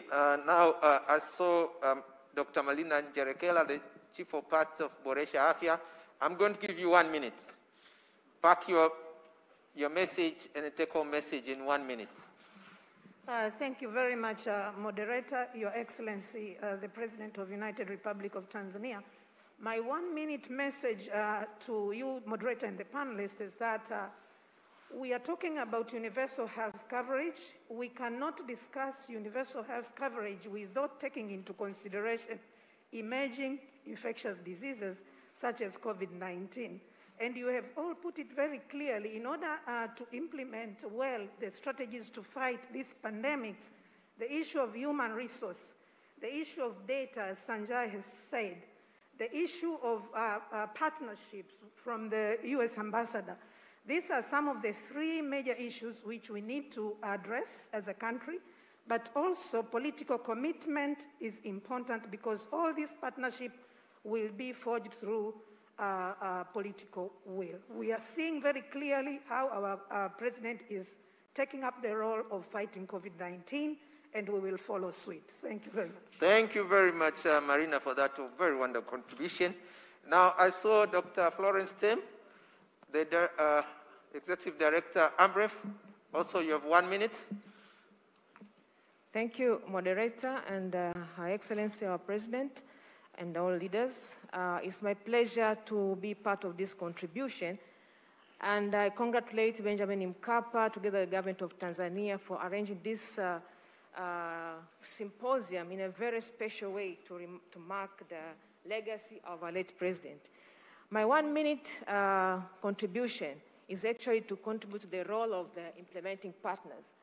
And here I mean the non-state actors and the NGOs. It has been well said by Dr. Mrisho there, but I want to indicate that as we do the implementation as NGOs or NSAs, we are working both on the supply side, but also on the demand side. And we're actually working with from the national level down to the community level. That means our contribution is actually aligned to the national priorities and the global priorities. At the same time, we're influencing the change that we intend to see. And on the supply side, we're also looking at the 6 building blocks of the health systems, but also on the demand side, ensure that communities' knowledge and access to knowledge about health services, but access to services is also being attained. In so doing, much as we are supporting the government and also the capacity building, we are also building our own capacities. So in fact, there's a lot of capacities among the implementing partners, and so I encourage our funders, the government, to continue to support NGOs. We have seen evidence from Benjamin Mkapa. My second point is on the sustainability. Just 1 minute, just sustainability issue. That's very important. Talking of sustainability, we are looking more on the financial sustainability. But in fact, you should also look at the institutional sustainability, but also social sustainability. Talking of institutional sustainability, I mean, even NGOs, I think it's high time to also finance our strategies, apart from just projects, support NGOs to continue to exist so that they can support all these concerted efforts that are really important in sustaining our intended goals. Thank you. The last contribution from the floor will be Ken Kwaku. Mike? Yes, Ken Kwaku was the World Bank Country Director, former, but also an advisor to President Mkapa. You'll be the last contributor from the floor. The mic, please, to him. Now you need to have a mic.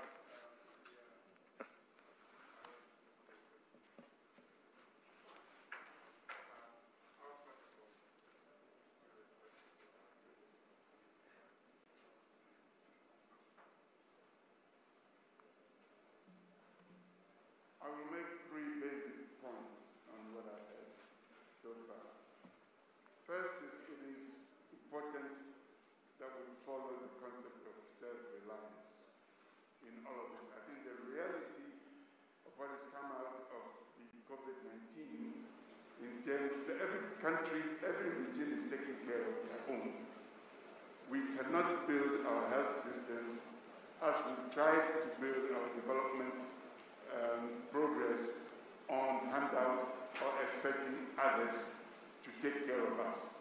We must make taking care of ourselves number 1 priority, both regionally, continentally, and nationally. That is number 1. Secondly, I think, and this cooperation for our own development can take place in better trading. We now have the African continental free trade area, medical research, manufacturing of antiretrovirals, etc. All of this must be homegrown within Africa. I think the problem of sustainability also depends on the empowerment of women and girls. This is central to the health education, sexual health education effort, the empowerment of our women in all aspects. Thirdly, I think it is important that we involve African local traditional leaders in the advocacy that we are doing with the use of our own languages. In East Africa, you are lucky to have Kiswahili, which is broad, but in many other parts of Africa, you have dialects, etc., that are not integrated into the advocacy and the message. At the same time, we need to examine the relevance of our own moral standards, cultural practices in sexual education. We don't have to necessarily follow what the Catholic Church or what Western morals tell us.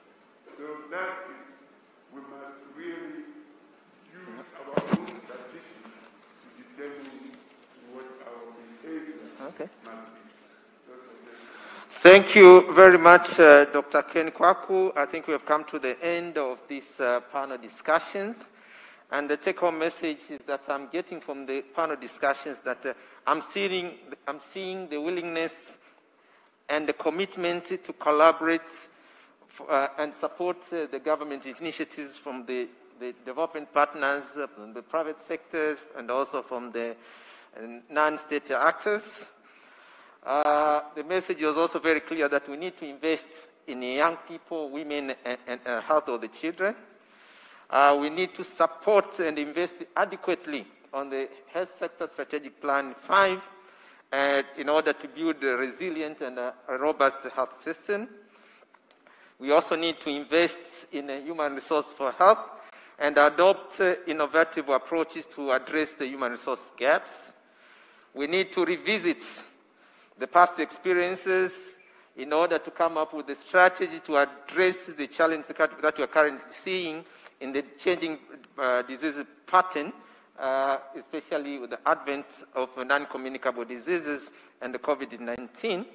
But we also need to have a proper coordination and a multi-sector approach towards universal health coverage. But lastly, use of data and technology in addressing and building a sustainable health system. Thank you very much. It was an honor for me to chair this and moderate these panel discussions. And thank you all the panelists and all the contributors from the floor. And now return the mic to the chief moderator. Thank you very much. Thank you. Applause front. Thank you. Your Excellency, it's an opportune time I briefly call upon the CEO of Benjamin Mkapa Foundation to briefly welcome you. Dr. Eleni Sonkoro is the first CEO of Benjamin Mkapa Foundation since inception up to present time. She's a medical doctor by profession and a public health specialist, having experience in both public and private sector. Dr. Sonkoro, brief introduction and welcome to High Excellence, please.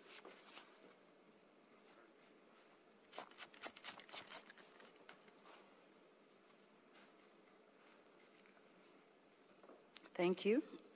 Your Excellency Samia Suluhu Hassan, the President of the United Republic of Tanzania. Your Excellency Dr. Hussein Ali Mwinyi, President of Zanzibar. Your Excellency former Presidents of the United Republic of Tanzania and former Presidents of Zanzibar. Your Excellencies, former heads of states and governments and friends of late former President Benjamin William Mkapa, first Vice President and second Vice Presidents of the Revolutionary Government of Zanzibar, Mama Anna Mkapa, the widow of the late President Benjamin William Mkapa, honorable ministers from the Union Government and the Revolutionary Government of Zanzibar, members of diplomatic corps, our esteemed partners and donors, chair and trustees of the Benjamin Mkapa Foundation Board of Trustees, family and friends, ladies and gentlemen. It is our pleasure to have you, Your Excellency, President Samia Suluhu Hassan, with us this morning. We thank you for sharing with us your precious time. We just saw you arriving yesterday from Dodoma to be here with us and grace this commemoration. Tunasema asante sana, Mama. We started with the panel session, which you found it on the midway, with this main focus on health for all. As you may recall, Tanzania and other countries in the world are committed to implementing the Sustainable Development Goals, which are anchored on the premise of not leaving anyone behind. In the third goal, our country and the world have committed to ensuring universal health care by 2030. The aim is to ensure that everyone, everywhere, all the time, can have unhindered access to quality health care, but whether it is distance-related or income-related. We are delighted that your government is keen to achieve that. The just launched Health Sector Strategic Plan 5 of 2021 to 2026 has anchored on the same. We, the Mkapa Foundation, have a vested interest to see that commitment is delivered and stands to support your government in all ways possible. We were part of the HSSP 5 preparations and will be part of its implementation. The panel today was just a teaser towards that end. It reflected on what to be done by the government, non-state actors, and donors to achieve the universal health coverage in Tanzania. Human capital, health infrastructure, health systems, community health systems, and resilience, financing matters were all among the issues that came out from this panel. Your Excellency, the late President Benjamin William Mkapa was always ahead of time.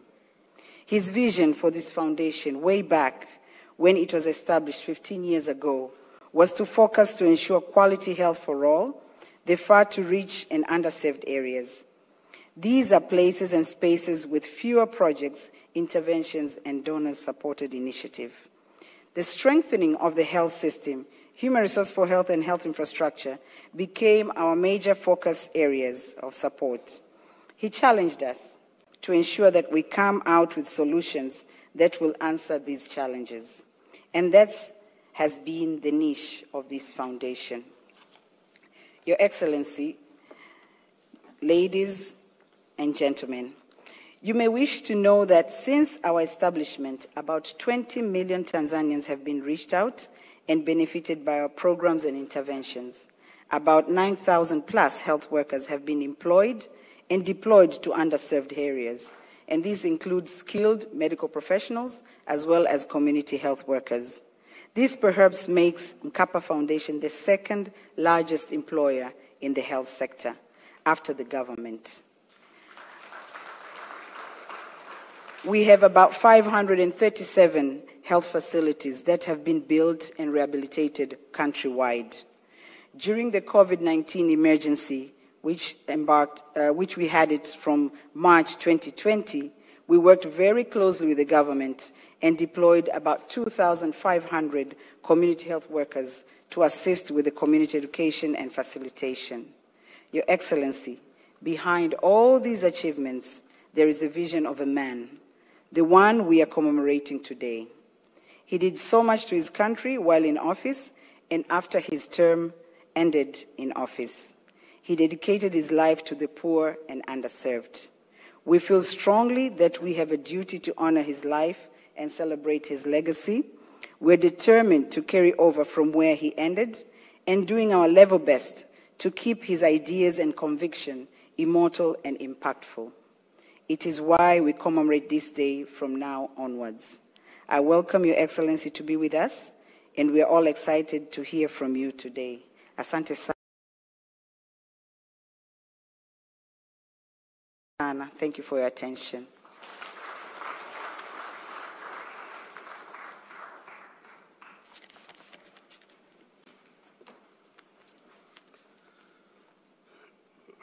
Thank you very much. We do now have an opportunity to hear the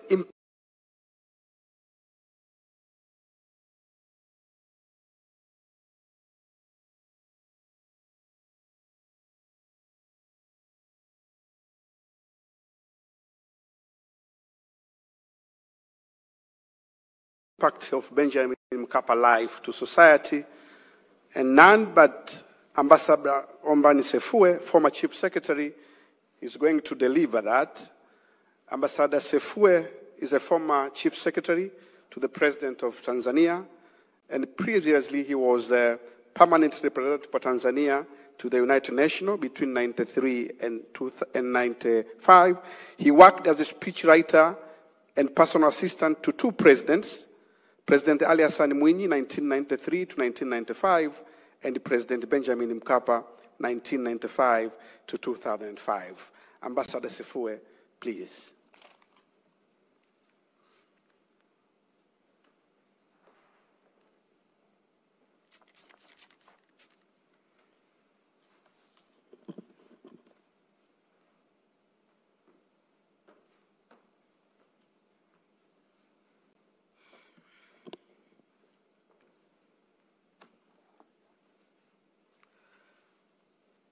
Your Excellency, President Samia Suluhu Hassan, Your Excellency, Dr. Hussein Mwinyi, President of the Regional Government of Zanzibar, Excellencies, former presidents, leadership of the foundation, Mama Mkapa and the Mkapa family, distinguished guests, ladies and gentlemen, good morning. A year has passed since President Mkapa was called to glory. Fond memories, deep emotions simmer in me. What can I say that will do justice to his life and impact? But let me try. Madam President, I'm honored to speak today as we remember him, an outstanding individual, a loving husband, dedicated father, a doting grandfather, and president of a third phase government of Tanzania. But who really was Mkapa? He began his public career in the Foreign Service, and his passion for foreign relations and international cooperation never ended. His masterful conduct of our diplomacy has left a lasting impact on Tanzania's image. He also went into the media and fell in love with it. Not just any trash that masquerades as journalism, but quality journalism. Then politics called, and fortunately for Tanzania, he answered the call. And the rest is history. President Mkapa liked to read newspapers, journals, books. I often helped him identify and acquire new books and journals. When traveling abroad, he would always find time to visit bookshops, browse, buy. Otherwise, I'd help him with this. He preferred reading books to idle chatter or self-serving flattery. It could be difficult to get to his inner circle. An excellent student of literature, he lived William Shakespeare's dictum: love all, trust a few, do wrong to none. He was always a leader always, never a ruler. He wanted people to follow him, not because they are fearful of him, rather because they trusted him, and he earned their trust. He hated the cult of personality, refusing to be called Mtukufu or to have his picture on the national currency. He disputed the notion that politics is a dirty game.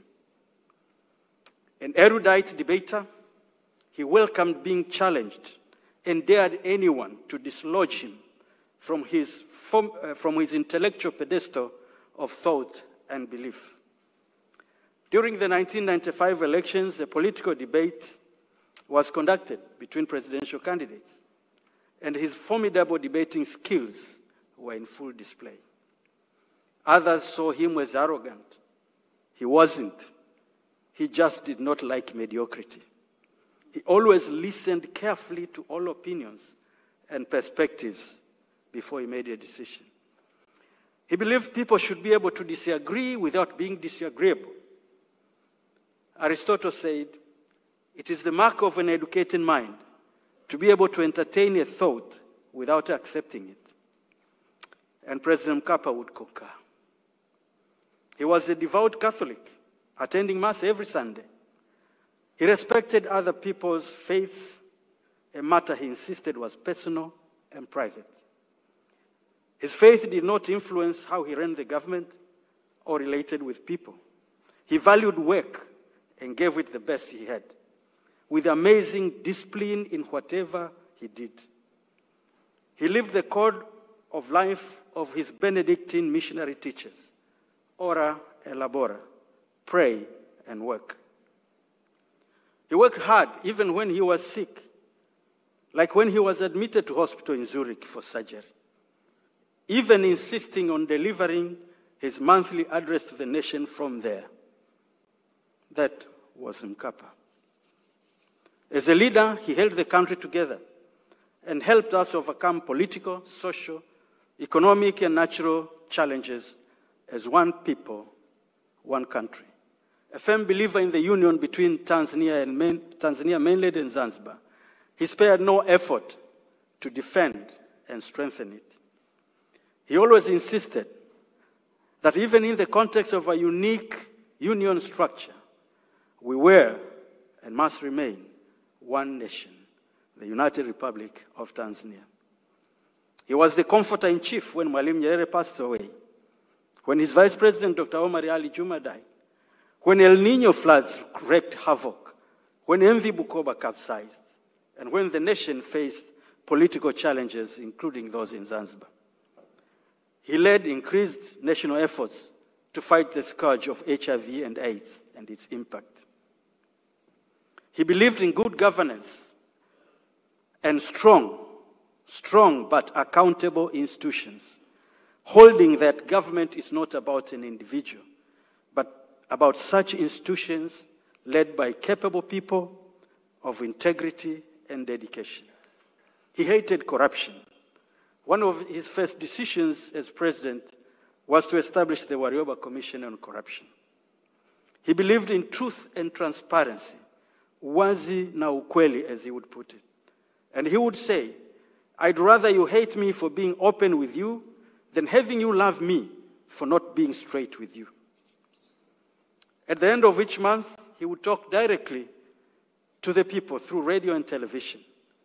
It was like civic education at the national scale, and citizens would stop whatever they were doing to listen to him. He carried forward the open economy agenda of his predecessor, President Mwinyi, creating a conducive environment for private sector participation in the economy and developing a new partnership between government and the private sector. He created institutional frameworks for dialogue with investors, including those in the mining sector, enabling him to open 4 gold mines during the last 4 years of his administration. He established forums for this dialogue, which he personally chaired, including the CEO Roundtable, the Tanzania National Business Council, the International Investors Roundtable, and many others. And these were open and objective dialogues. His government did not go there to defend entrenched positions, and he won the trust and confidence of local and international investors. Although deep down he remained a socialist, he believed there are many ways to skin the cat. Development partners responded positively, development assistance increased, and he got debt relief for the country. He expanded primary and secondary education, enrollment, removing school fees in primary schools to ensure all children complete a full primary education. He created Development Vision 2025. Although he created the space for large-scale investments, he remained a firm believer in inclusive development, that no one should be left behind. He therefore established the Business Environment Strengthening for Tanzania program to reduce the cost of doing business, including for micro, small, and medium-sized enterprises.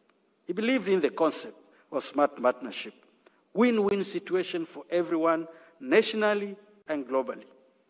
He co-chaired the Investment Climate Facility that strived to make Africa more attractive to domestic and foreign investment. President Mkapa embraced Mwalimu Nyerere's Pan-African and nationalist agenda and ideals. Like Mwalimu, he strongly opposed the notion of exploitation. He had great empathy for suffering people everywhere. He strongly promoted and defended African interests in the global political and economic spheres. This was evident in the regional, continental, and global responsibilities he undertook, whether in power or out of power. And these included the World Commission on the Social Dimension of Globalization, the Blair Commission, the Commission for Africa, the Smart Partnership International Dialogue, and many others. In retirement, he was patron of Uongozi Institute's Africa Leadership Forum, bringing together fellow retired African presidents like Presidents Mbeki, Obasanjo, Mohae, Chisano, among others, to discuss matters of topical interest for the continent with sitting presidents and other current and future leaders and stakeholders. I do hope the forum will be sustained in his honor and memory. President Mkapa believed in peace and stability in Tanzania and in Africa. He was active in peacemaking efforts in Eastern Africa and Great Lakes region. From him I learned that peace comes not from the absence of conflict in life, but from the ability to cope with it. President Mkapa was concerned that economic growth was not reducing poverty at the rate he would have liked to see. He did not want to see anyone left behind. So he took several initiatives. He established TASAF to empower the poor to work themselves out of poverty. And the impact of TASAF on poverty reduction is demonstrable. TASAF has now reached all corners of Tanzania, giving poor people the tools that they need for self-development. He established Mkurabita, Property and Business Formalization Program, to empower the poor by increasing their access to financial markets and other services through formalization of their property rights, enabling them to leverage their assets in a market economy dispensation. Other initiatives include the Tanzania Mini Tiger Plan 2020, in order to unlock broad-based growth through special economic zones and industrial parks, hoping to use them to attain the 10% GDP growth that he had hoped for. So he established this Tanzania Mini Tiger Plan 2020 to realize that goal. In retirement, as we heard, he established this foundation to support government efforts in the health sector. And he was deeply disturbed, as we heard, by unequal access to quality care, especially in very remote and underserved areas. Madam President, for 10 years, President Mkapa provided leadership to Tanzania, leaving us with considerable experience and knowledge of what works and what does not. What to do with this knowledge is the challenge of current and future leaders and citizens. He believed in human rights, whether political or civil, whether economic, social, cultural. And these include the right to life, a life in peace, the right to earn a livelihood through equal economic opportunities and job creation, the right to basic health care, both preventive and curative, the right to justice and education, the right to political expression, but not political thuggery, the right to freedom of expression and worship without infringing or curtailing the freedom and faith of others.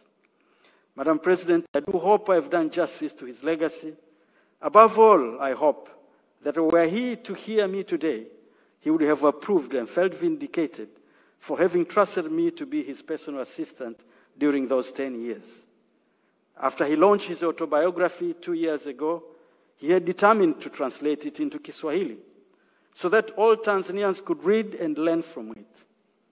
As always, I agreed to assist him, and the week he died, I had planned to see him so that we could start. Now he's gone. But with Mama Mkapa's approval and the support of Uongozi Institute, I am determined to conclude the work exactly as he had intended to. And with the penmanship he would have approved. And may God help me to serve him well even now. Yes, even this sad time has flown. A year has passed. But his memory remains fresh and enduring in our hearts and minds. May he continue to rest in eternal peace. And may God continue to grant solace to Mama Anna, to the children, to the grandchildren. And I thank you for your kind attention.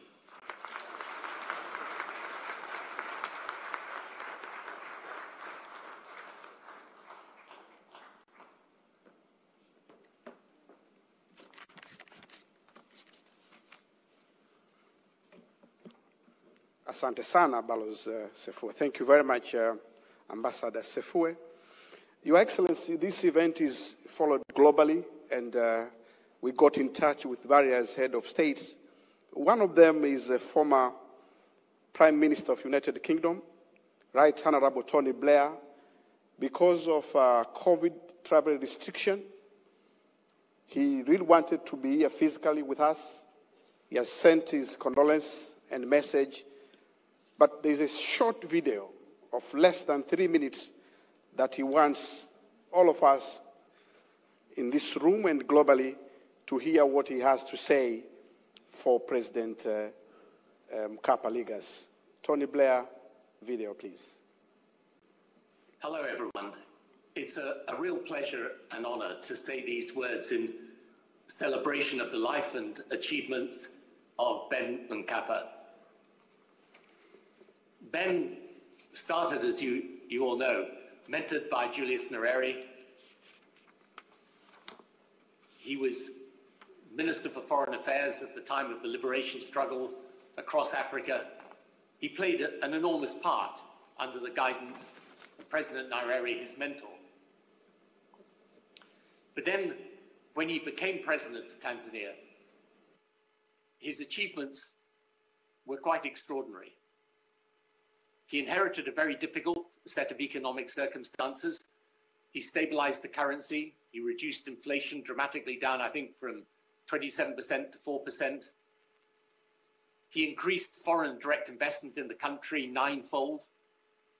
And he built a lot of what is today Tanzania's modern infrastructure, particularly on roads. I knew him, got to know him most through his work with the Commission for Africa, the body that was set up prior to the Gleneagles G7 summit in 2005, where Africa was going to be one of the main topics. Ben's contribution in the run-up to that summit was immense. He was a passionate advocate for the continent of Africa. And out of that came the commitments to debt cancellation that Ben himself then used as president in order to be able to change radically the number of children at school, not just in Tanzania, but across the continent. Then, of course, after leaving office, he founded the Ben Mkapa Foundation that bears his name, that does such amazing health care work, that has advocated, for example, not just in respect of HIV/AIDS, but across the whole pattern of healthcare needs in Tanzania and elsewhere, and is a big supporter of universal health coverage. I think he'd be immensely proud of the work the Foundation's done on his behalf and in his memory. So I look back on my time and my friendship with Ben as one of the most rewarding political associations I had in my time in office and afterwards. And I regard him as someone who was an outstanding leader, a great patriot, a statesman, a campaigner, and a warm and decent and good-hearted human being. So it really is for me, as I say, a pleasure and an honor to say these words in support of his commemoration. His name lives on, it deserves to live on. His legacy is one of which he and all who work with him can be immensely proud. Thank you very much. Your Excellency, when the government of Tanzania and the Benjamin Mkapa Foundation was planning for this, we also reached to the former President of the United States, William Jefferson Clinton, Bill Clinton, for the second President of the United States of America. He really wanted to be with us, but again, as the situation dictates, he could not travel. He commented that when this symposium started, it would be very early hours of the morning. He may try to join, maybe he has joined virtually or not. However, he was generous enough to send his message to you, Your Excellency, and the audience, and I'll request his personalized message to be played as he commemorates the work of President Mkapa. Madam President, distinguished guests, I am honored that you've invited me to join you and the Mkapa Foundation today to celebrate the life and legacy of our friend President Benjamin Mkapa. I want to begin by sharing my deep condolences with you and all the people of Tanzania on the passing of two presidents in less than 1 year, President Mkapa and President John Magufuli.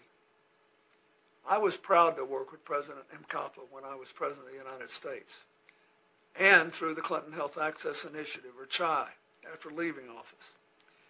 In 2002, he invited CHI to partner with the government of Tanzania to expand access to HIV/AIDS treatments and save the lives of thousands of Tanzanians dying from the virus each year. As CHI worked with global manufacturers to reduce drug prices, the government, under the personal leadership of President Mkapa, worked with our support to strengthen the health system, including the expansion of HIV testing laboratories, supply chain health infrastructure, and data systems. The vision and commitment shown by President Mkapa helped make Tanzania the first country in the region to have a comprehensive and government-led antiretroviral program. I congratulate the government that those efforts have only continued to grow stronger. President Mkapa was also passionate about strengthening human resources for health. And in 2005, we joined together to create the Mkapa Fellows Program to address the health worker crisis that was hindering the scale-up of HIV care and treatment services. The program used creative strategies for attracting and retaining health workers in remote areas, including deploying teams of highly skilled providers in hard-to-reach facilities. On my visits to Tanzania through the years, I was always pleased to visit with Mkapa Fellows and see their progress. I am so gratified that the work of the Mkapa Foundation is now expanded to address other health issues beyond HIV/AIDS, including the pursuit of national universal health coverage. We can't shy away from the need to have well-organized primary health services, a robust disease surveillance system, adequate domestic capacity to innovate and scale up production and logistics of much-needed medical products, and a flexible system that can learn continuously and adapt to meet changing global health needs.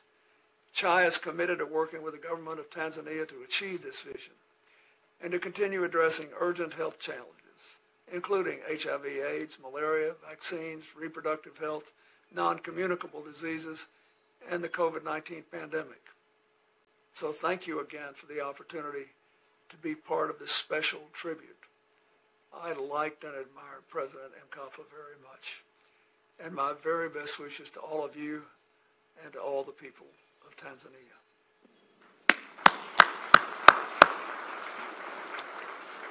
Your Excellency, as mentioned earlier, President Mkapa groomed young medical staff, and these are beneficiaries of Mkapa Foundation. We have 726 of them, but we have over 5,000 health workers across the country. There is one particular young man that was groomed by President Mkapa right when he graduated from Medical University at Muhimbili in 2004. So he was taken as a Mkapa Fellow, and this young man was later employed by the government as a medical officer in Morogoro, then later transferred to SIA, and now, Madam President, as we speak, this young man, Dr. Kusire Ukio, is a regional medical doctor of Morogoro. He was groomed by President Mkapa, and your government, Madam President, when the opportunities for employment emerged, he was readily available because of the expertise and experience working in rural areas. He is going to give testimony of what Mkapa did. Dr. Kusire, few minutes, maybe 2, maximum 3, please.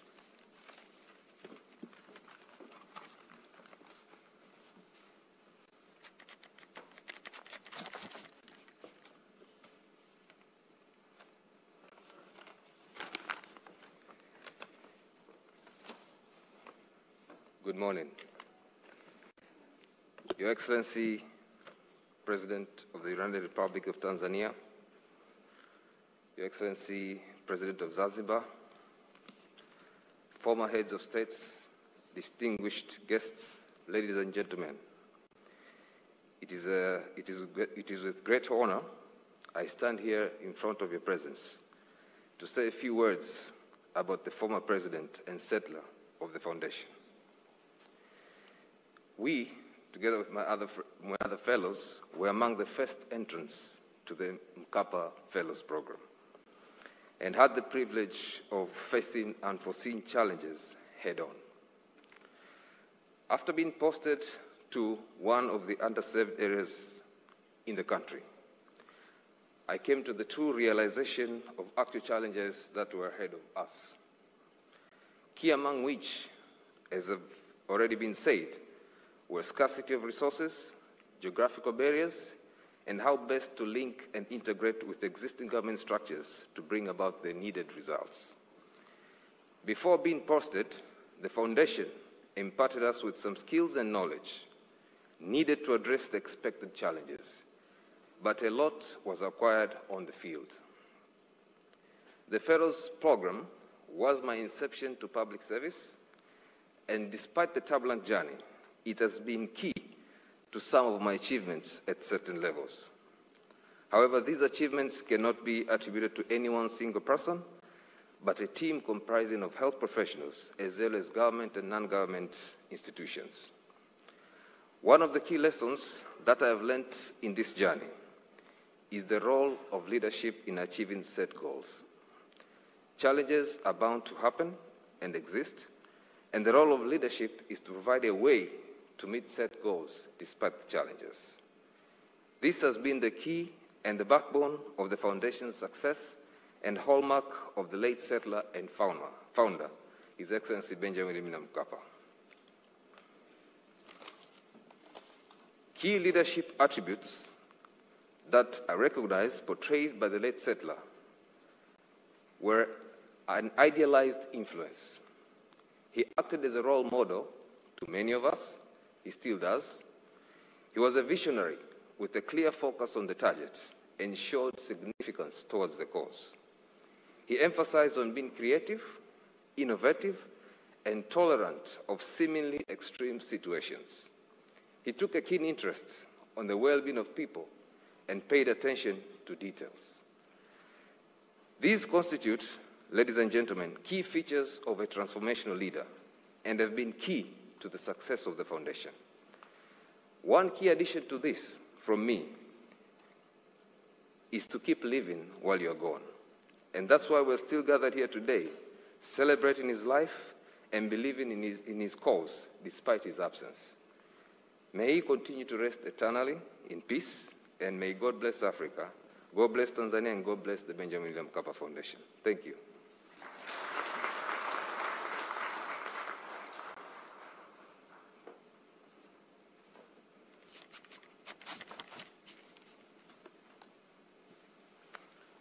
Thank you. Your Excellency, as I mentioned earlier, among the people following us virtually is former President of Nigeria, Olusegun Obasanjo, a comrade to President Mkapa, and he sent his greetings, and because of technology, he has recorded a short video clip so that we all get to hear what President Obasanjo has to say. President Obasanjo, please. With the death of President Benjamin Mkapa of Tanzania, Africa has lost a vocal advocate for unity, development, and progress of Africa. I came to know him as a Chief Information Officer before he was assigned as High Commissioner of his country to Nigeria in 1976 when I was military head of state. And I believe his choice for that post was influenced by the need for close work together between Nigeria and Tanzania, his country, on the issues of decolonization and apartheid in South Africa in particular, and Southern Africa as a whole. And of course, it happened that way. Over that period, the frontline states intensified action against the regimes in South Africa and Southern Rhodesia, now Zimbabwe, and supported fighting against reactionary forces in Angola. Nigeria became a member of the frontline state. Benjamin Mkapa worked relentlessly for these special enhanced relationships between Nigeria and the frontline states. Later on, he became the elected president of his country. Part of the time, I also became a democratically elected president of Nigeria. Again, we had opportunity to work together. He never at any time failed to see his role in office or out of office as a champion for Africa liberation, unity, development, and progress. I found in him a reliable friend, an ally, and a confidant. We worked together under the auspices of the African Union, NEPAD, and APRM. He made constructive contributions at the various fora in and out of government, at charting a new future for Africa, particularly in the areas of HIV/AIDS, launching of the ILO report on a fair globalization, creating opportunities for all, the South Center, World Commission on the Social Dimension of Globalization, among others. Upon our exit from the presidency, I frequently called on him for support and advice on issues of interest to Africa. He was always welcoming, accommodating, and he offered wise counsel with an open, charitable, and progressive heart. He was passionate about peace and security in the Great Lakes region, where we both work together, as well as on leadership issues in Africa. He spearheaded an annual meeting titled Africa Leadership, and he made me a regular annual participant on that forum. He was, with me, a member of Interaction Council of former heads of government, of which I was a pioneer member as far back as 1983, and also a member of Club Madrid. At all the meetings he participated in, his voice rang loudly for Africa, and nothing less than the best interest of Africa.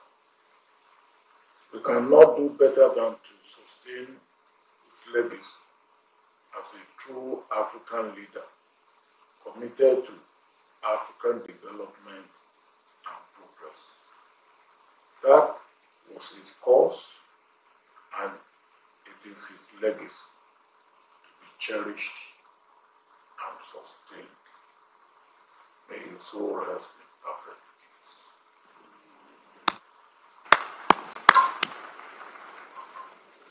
Thank you, President Obasanjo. Now, Your Excellency, we hear remarks from Board of Trustees, and I'll welcome the Chairperson of Board of Trustees, Dr. Adelina Kimambo, who is a public health specialist with over 40 years' experience, having worked in the government in the Ministry of Health in Tanzania as Director of Training for Human Resource Development and co-chair of Public-Private Partnership Health Forum, TPH. Dr. Adelina Kimambo.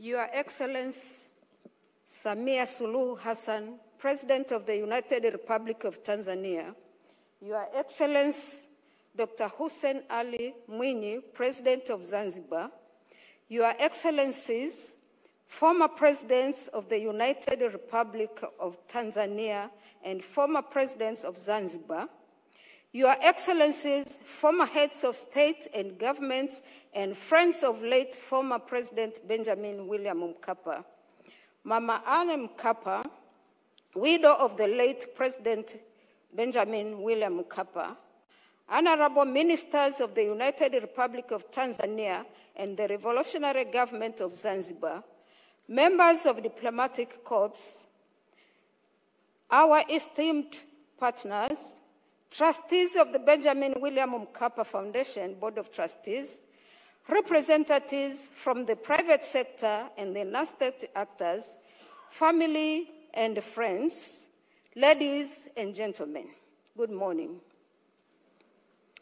I'm standing here on behalf of the Board of Trustees of the Mkapa Foundation to once again thank you for coming, for honoring us with your presence in commemorating our esteemed, beloved settler and founder of the foundation, His Excellency late Benjamin William Mkapa.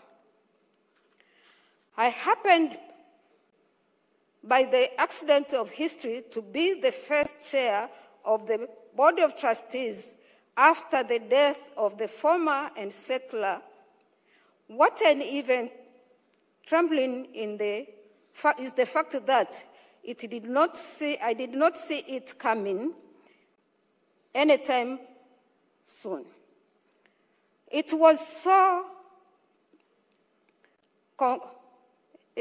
comforting to be the chair of the great foundation, knowing that having a heavyweight settler on my back in the name of President Benjamin William Mkapa, I could consult him with anything, anytime, and each reach out to his guidance and wisdom all the time. You can imagine how devastated I was and how empty I felt to have lost him that sudden. A year after his death, I have yet to recover. Fortunately, late former President William Mkapa was a visionary man. He believed so much in institution than personal. For that reason, earlier on, he entrusted the board with governing function. Little did we know then he was preparing us for enduring and sustaining this foundation before his physical presence. A year after, we thank him for his foresight and vision. He prepared us so well to carry over from where he ended. We are already and determined to march ahead, tall and bold.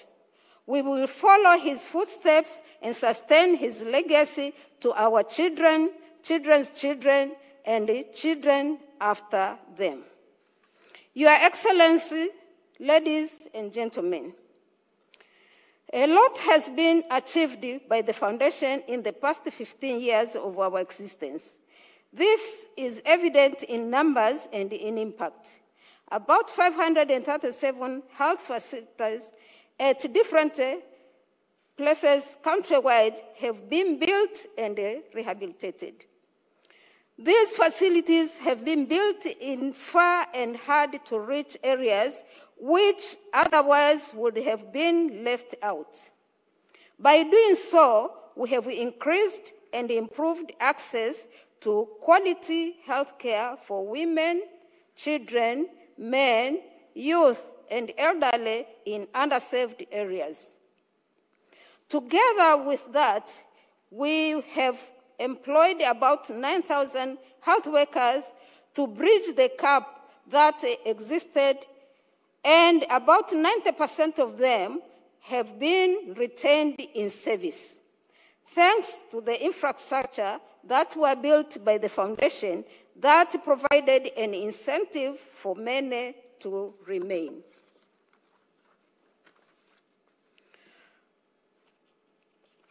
Beyond strengthening health system, health infrastructure, and human resources for health, the Foundation has not shied away from emerging and disruptive health crises.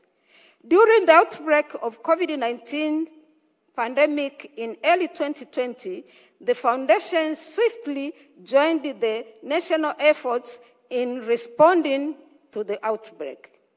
To date, we have deployed 583 skilled health workers and 2,466 community health workers working in different parts of the country in regions on risk to ensure health promotion, prevention, care and treatment of COVID-19 cases as per defined national guidelines. The success and the impact we have recorded could not have been possible if not for the generous support we received from our donors and partners. These include the Norway government that provided the initial financial support to establish the foundation in the first 5 years. Sooner, the Global Fund for AIDS, TB, and malaria, Irish Aid, Abbott Fund, USAID, UNICEF, UKFODO, formerly it was DFID, UNFPA, UK, Comic Relief, and Walter Reed followed suit. Thank you for believing in us. Thank you for journeying with us this long. Your Excellencies, ladies and gentlemen, going forward and ensuring the continuity of this foundation, the legacy and the impact demands that we have in place a reliable and sustainable funding. And this is the very purpose why I took this podium this morning. My task is one and simple: to introduce to you the Benjamin William Mkapa Endowment Fund and to request you, Your Excellence, to inaugurate it before your keynote speech. The Endowment Fund will provide the foundation with a sustainable and long-term source of income. It is our target to raise about 33.7 billion Tanzanian shillings, which is equivalent to $15.2 million US during the first 5 years from year 2021-22 to year 2025-26. These funds will also contribute to bridge the gaps in the implementation of our 5 years strategic plan for 2019 to 2024, particularly those projects and interventions that do not attract donor funds. The mobilized financial resources will be invested in perpetuity to generate fixed income streams that will be used towards supporting and sustaining the work of the foundation. All key underlying investment principles of preservation of purchasing power, risk aversion, and adherence to investment discipline will be applied by the foundation in ensuring the endowment fund investment is worthwhile and meets the intended goals. Your Excellencies, ladies and gentlemen, this endowment fund, which is to be launched today, will aim at supporting the following areas. 1, awarding of annual scholarships, health workers keen to continue with further studies in clinical, public health, and any other relevant issues in medical field. This will target to fill up gaps of specific health cadres in high demand within the country, and particularly those serving at the primary healthcare levels.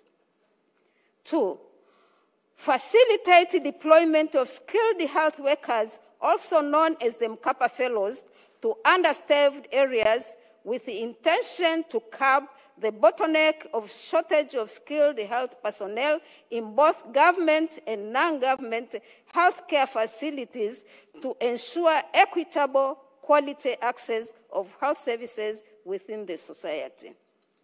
3, to support remote health facilities within the country with refurbishment and or equipment by targeting the basic essential health services to save lives, such as maternal, newborn, child and adolescent health care.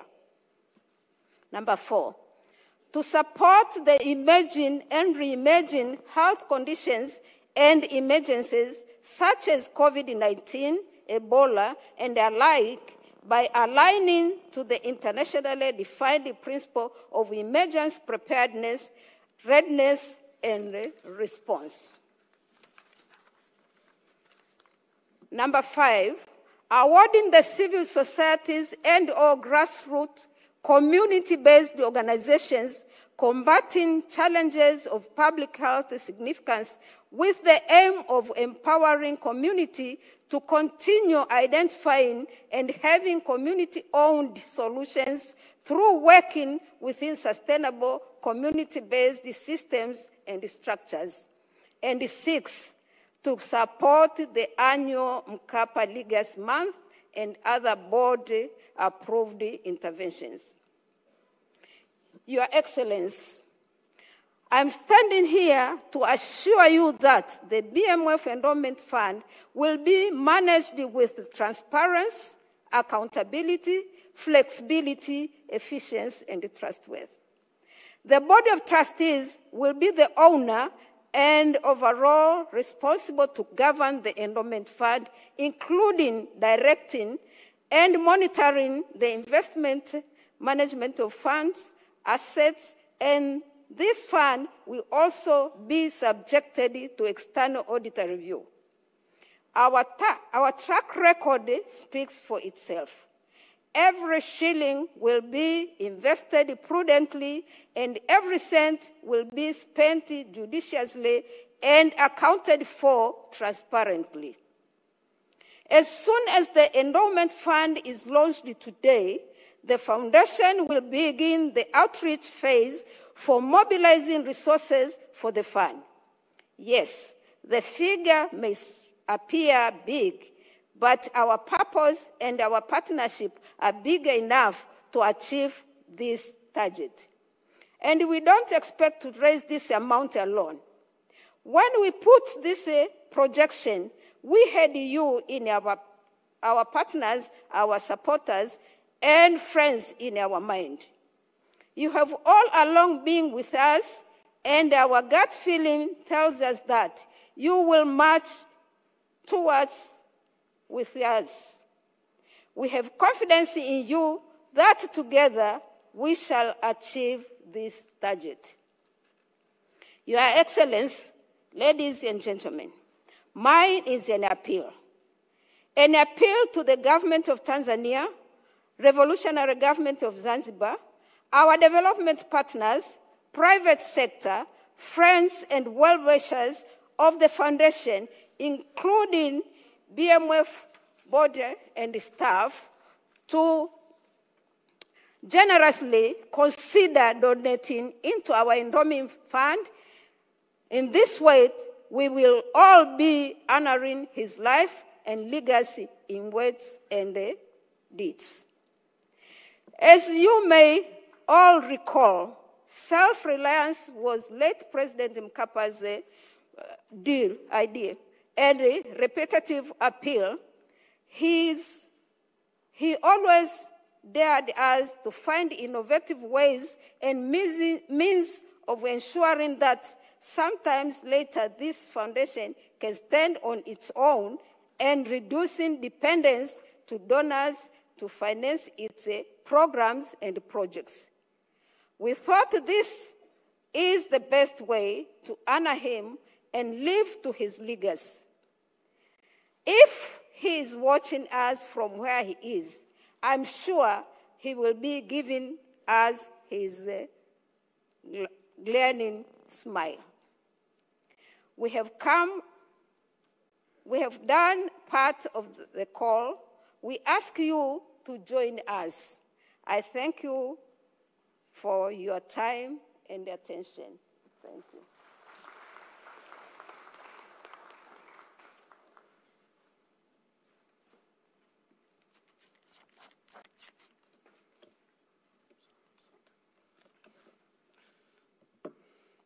Your Excellency, and those who are following us across the globe, when President Mkapa retired from the office in 2005, he handed over the mantle to the fourth President of United Republic of Tanzania, Dr. Mrisho Kikwete.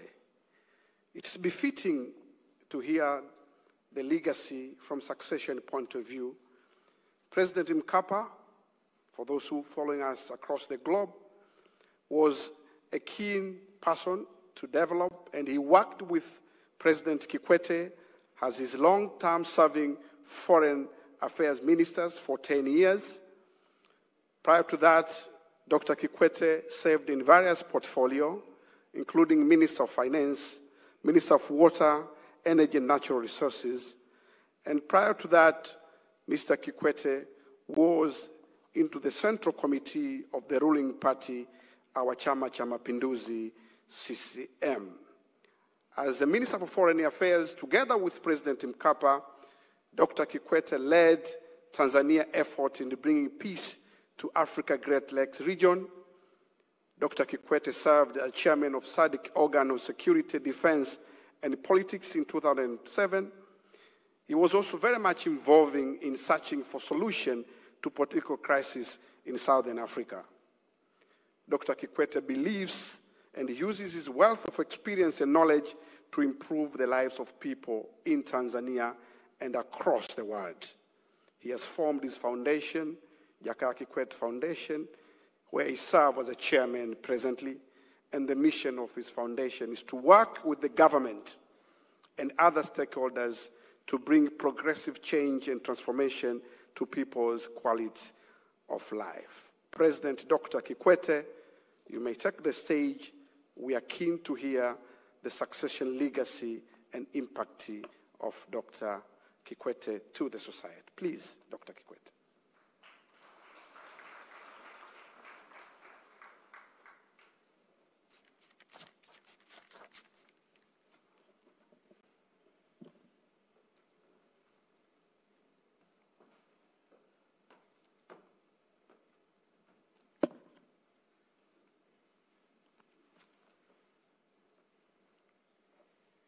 Your Excellency, Samia Suluhu Hassan, President of the United Republic of Tanzania, Your Excellency, Dr. Hussein Ali Hassan Mwinyi, President of Zanzibar and Chairman of the Zanzibar Revolutionary Council, former President Alhaji Ali Hassan Mwinyi, former President Tamani Karume, the first and second Vice President of Zanzibar, Mama Ana Mkapa and family, honorable ministers from the Union and Zanzibar government, Dr. Adeline Kimambo, Chair of the Benjamin Mkapa Foundation, members of the Board of Trustees, Dr. Helen Senkoro, CEO of the Mkapa Foundation, members of the Diplomatic Corps, fellow invited guests, ladies and gentlemen. I thank the organizers for inviting me and for associating me with this historic event. I commend the board and management of the Benjamin Mkapa Foundation for conceiving the idea of having this symposium and for organizing it so well. the late President Benjamin William Mkapa, my big brother, my friend, my leader, my mentor, and my predecessor very much deserves this kind of treatment. Celebrating his life and living his legacy are the right things to do. I'm glad this symposium is reminding us on the importance of doing that and on how best to do it. I'm hoping this will not be a one-off event, but it is going to be held from time to time and probably at regular intervals. Excellency, President, distinguished participants, I've known and worked with the late President Benjamin Mkapa for over 4 decades, before and after he became president, and later after he retired. Both of us were members of the National Executive Committee of Chama cha Mapinduzi since the 1980s to 2006, when he retired as chairman of the party. But I continued for another 10 years before I also retired in 2016. When he was a member of parliament for Nanyumbu constituency in Masasi district, in 1988, I had the rare privilege and honor of being the party secretary for that district. Later, for 7 years, we were together in the cabinet of our second president, His Excellency Ali Hassan Mwinyi. I started deputy minister for energy minerals, then I became minister for water, energy and minerals, and then minister of finance. He was minister of foreign affairs. Later he became minister for science and higher education, science and technology.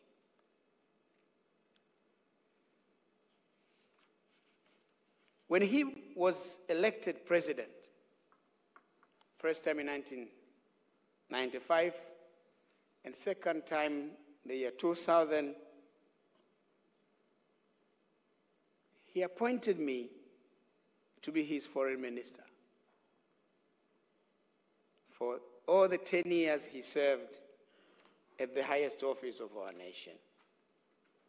This was the time we came to work closely, and I became one of his confidants, not only on diplomacy, but on other national issues as well. I am eternally grateful that when I contested the presidency in the year 2005, to succeed him, he supported me unconditionally.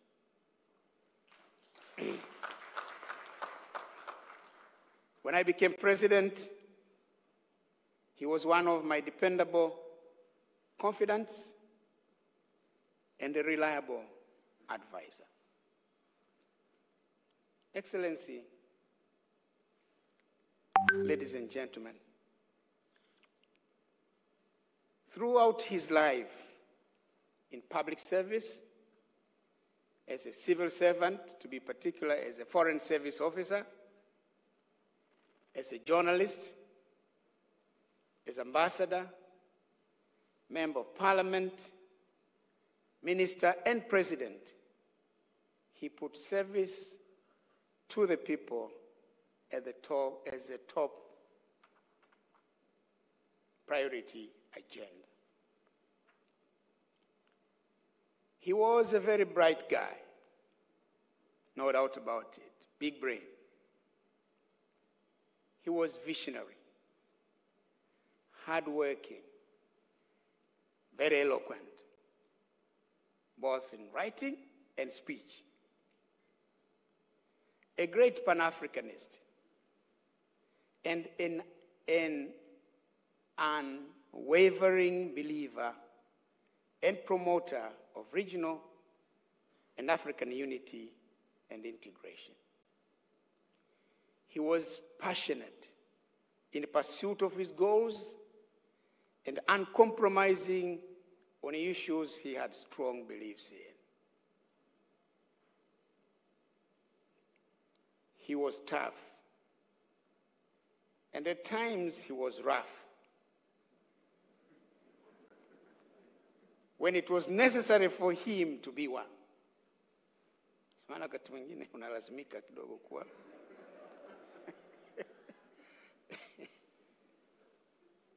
But he was a very compassionate person who cared for the sick, the poor, the suffering, and the disadvantaged. There are a number of policy initiatives and measures he took, as well as instruments he put in place and institutions he established, which speak for themselves about how compassionate Benjamin William Mkapa was. In the interest of time, the institutions are many. Allow me, Madam President, to mention a few of these.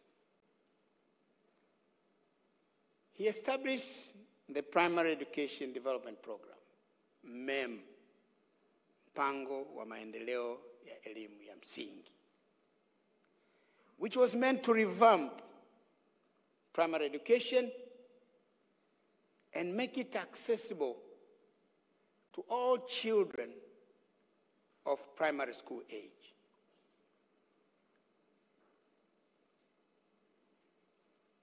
President Mkapa conceived the Tanzania Development Vision 2025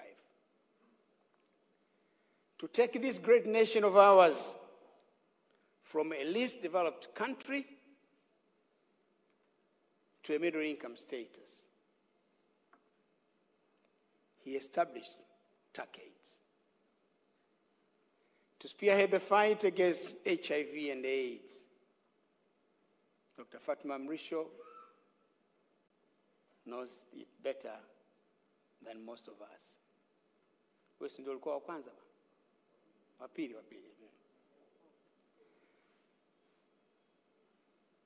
He established, he conceived the Tanzania Growth and Poverty Reduction Strategy, Mkukuta, to help people move from poverty to prosperity. Later, the Tanzania Social Action Fund, to improve livelihoods in poor families at household levels. The list is long. In the interest of time, those men and everybody else who speaks, who has spoken, they've mentioned a number of them. Your Excellencies, it was his compassionate heart which led President Mkapa to establish the Benjamin Mkapa Foundation in April 2006, with the objective of advancing the health agenda in Tanzania and Africa. He was the founder and settler. He chose a very able man, young man, to be chair of the Board of Trustees in the name of Dr. Hussein Ali Hassan Mwinyi.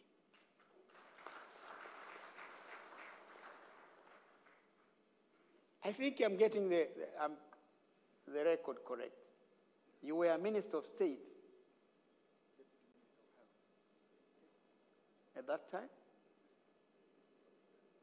Because you were Minister of State in my time.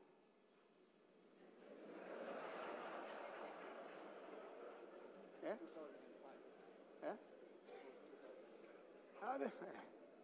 Well, the foundation was established in 2006.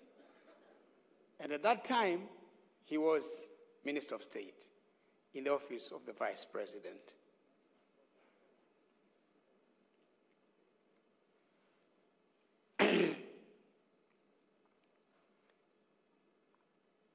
guided by the vision of his founder and settler, and the able stewardship of the board chair, strong foundation was built, which has enabled the Benjamin Mkapa Foundation to become a formidable and a world-renowned institution it is today.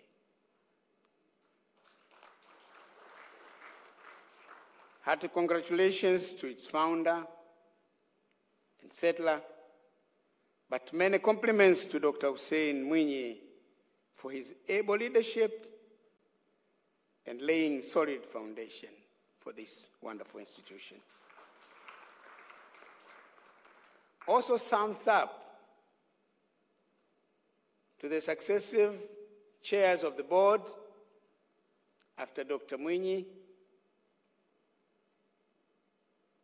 and to the illustrious CEO, Dr. Helen, for a job very well done. Kazi ya bongo na mikono yenu zinaonekana. Excellencies, I was privileged to have witnessed the establishment of this wonderful institution. I'm happy to say that the Benjamin Mkapa Foundation was born, grew, and thrived during my administration. I gave them all the necessary support they needed to make sure that it stands on its feet and it performs its objectives, its mission and vision. At the time of its establishment, our country was in the grip of the menace of HIV and AIDS, malaria and tuberculosis as major health-related risks. Also, there was a serious shortage of human resource for health in our health facilities. The Benjamin Mkapa Foundation volunteered to work hand in glove with the government to find homegrown solutions to these and other challenges facing the health sector. In doing so, the foundation complemented my government's efforts in implementing the 10-year primary health care development program. In fact, ours was a successor to the President Mkapa's national health policy. Because when I came in, there was already a 10-year program, national health policy, which was ending in 2007. So we came up with a successor program. That is what we call primary health care. Mpango wa maendeleo wa afya ya msingi, MAM. Mkapa alikuwa na MEM ya elimu. Mimi nikawa na MAM, mpango wa maendeleo ya afya ya msingi. A 10-year program from 2007 to 2017, and the fifth state government came up with another program which is now being implemented. Your Excellency, one of the toughest challenges I faced during my presidency was about getting skilled health workers to work in the needy but challenging settings, despite the fact that we in government were able and ready to pay their personal emoluments and other benefits. We had the money to pay them, but we had difficulties sending those people there. You appoint them, they would go and say, oh, nakwenda kuchukua mizigo yangu. He never comes back.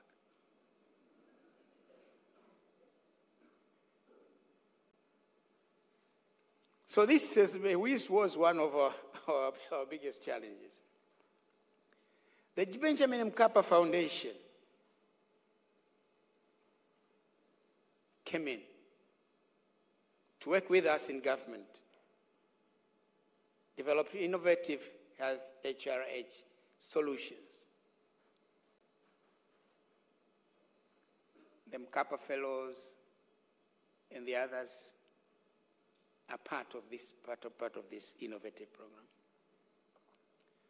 As a result, we were able to retain 1,147 skilled health workers who later transitioned to government systems, both in Tanzania, mainland, and Zanzibar. They started with them. Later, we picked them up because they're already there. We had the problems of taking them there and making them stay. Now that they were already there, we said, okay, fine, now we are going to take them and employ them, become our employees. The foundation provided scholarships to about 937 health workers, pre-service training for 937 health workers. Furthermore, through collaborative efforts with our government, development partners, the foundation was able to construct 482 staff houses at primary health facilities. Because the other problem we had was that you take somebody and there was no accommodation. This young man comes from the university. He goes there. He's so excited. It's okay, this is your office. So where do you stay? Tafuta. Taka wapi we tafuta tu. So he goes there, he looks at the houses. Some of them are matembe too. So he says, okay, I'm coming. Let me just go and get organized. Never comes back. So the support we got on the construction of housing for the health professionals was a big shot in the arm for the government, for which we are grateful. But as it has already been said, the foundation also constructed and equipped 11 operating theaters, 55 health providers, trained 55 health providers on comprehensive obstetric care. To keep it all, Benjamin Mkapa helped train health managers from 134 local government authorities. They've been critical partners, important partners, demanding from us nothing other than the opportunity to be able to work. The remarkable investments contributed not only to retaining skilled health workers, but also to increase the patients enrolled in HIV care and treatment. You know, at the beginning, people were, even the medical professionals,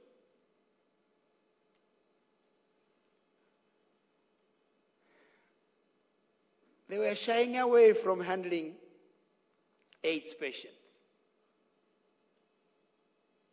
But with the support we got from the Mkapa Foundation, the people, the skilled personnel we got, at least this barrier was sort of removed, and we got more and more people now coming to the health facilities. Because at that time, to say that to be diagnosed that you are HIV positive was a big problem. So with these professionals, we were able now to handle people better.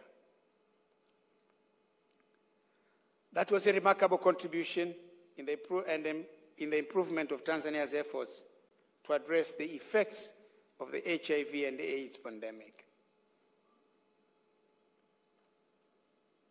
In collaboration with many partners and the efforts of the government, we were able in 2015,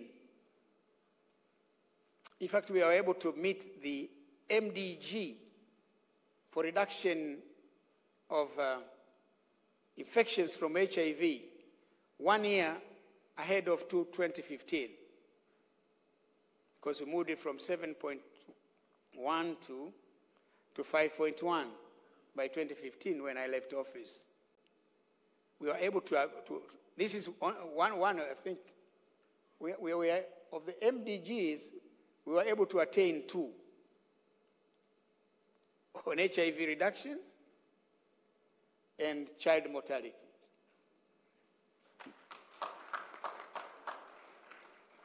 But we failed to meet the target for maternal mortality and newborn mortality.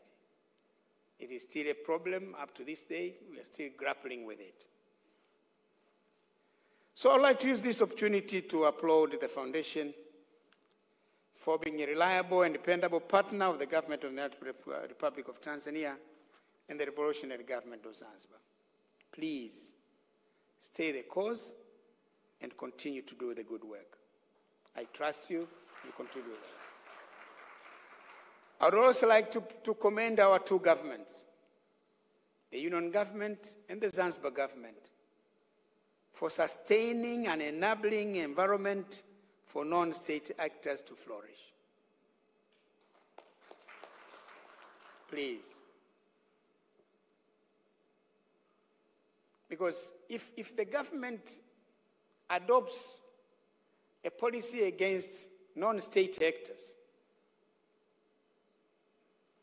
the NGOs for that matter, if the government adopts that, then all these non-state actors, including BMF, my foundation, will find it so hard to work. President Mkapa created a base. I continued with it, and I'm glad it is now being sustained. Because the government alone will not be able to do everything. If you bring in many actors, including non-state actors, you would be able to do much more and a lot more. Excellencies, the example of President Benjamin William Mkapa of establishing his foundation inspired me on retirement to establish the Jakaya Mrisho Kikwete Foundation. We are dealing with a number of issues. On health, my foundation is more on maternal, child, newborn, child, and adolescent health. However, we join forces with the Benjamin Mkapa Foundation and other players in the fight against HIV. For we know, when we struggle against maternal and child mortality, one of the causal factors is HIV infection. So we are not denying, or we are not denigrating the significance of also joining hands in the fight against HIV. At the personal level, let me reiterate that my championship of the HIV-free generation campaign will continue unabated. Your Excellency, Madam President, President of Zanzibar, distinguished participants, ladies and gentlemen, there is a lot I can say about the life and wonderful work done by my brother, my friend, my mentor for the people of Masasi, the people of Tanzania, the East Africa region, Southern Africa, Africa, and the world. it suffices to say what I've said today. But once again, I congratulate him for the wise decision he took to establish the Benjamin Mkapa Foundation. The foundation has been doing a tremendous job, which keeps reminding people, reminding us about the man behind the vision. Through the work of this foundation, through the work of his foundation, Ben Mkapa will always be remembered, and we will continue to live his legacy. Let's all of us keep praying to Almighty God to rest his soul, to rest the soul of our beloved President Benjamin William Mkapa in eternal peace. Amen. Thank you for your kind attention.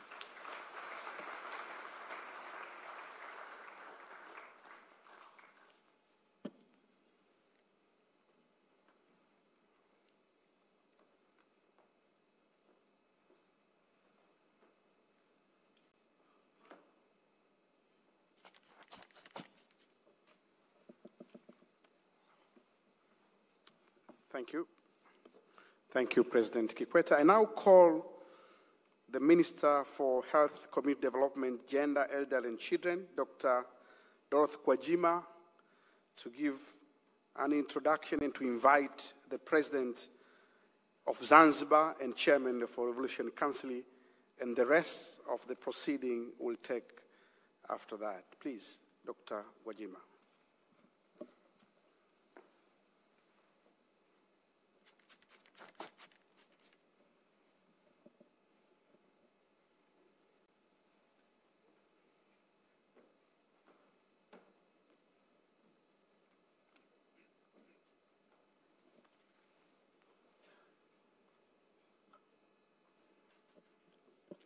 Your Excellency, Samia Suluhu Hassan, President of the United Republic of Tanzania, Your Excellency, Dr. Hussein Ali Mwinyi, President of Zanzibar and the Chair of the Revolutionary Council, Your Excellencies, former Presidents of the United Republic of Tanzania and the former President of Zanzibar, Mama Anna Mkapa, widow of the late Benjamin William Mkapa, dear distinguished guests, protocol observed. Na wasalimu kwa jina la Jamhuri ya Muungano wa Tanzania. Asanteni sana. It is my pleasure and a great honor to address this important day that marks our thoughtful gratitude to a person who transformed our country's economy and specifically health sector through his leadership style that embraced the principles of good governance, leadership, and accountability. Kama tulivyozoea kusema, mzee wa zama za uwazi, ukweli, na uwajibikaji. This person is His Excellency, late Benjamin William Mkapa. This day has brought us to value his efforts to improve the performance of the health sector in Tanzania. Your Excellency, many issues I planned to share have already been spoken by the previous speakers, and because of limited time, my message will be signed and delivered online. With your permission, Your Excellency, I take this opportunity to welcome Dr. Hussein Mwinyi to deliver his remarks, the President of Zanzibar, to deliver his remarks, and later welcome you to address this audience. Your Excellency, President of the United Republic of Tanzania, thank you very much for giving me this opportunity to say these a few words to this audience. Thank you.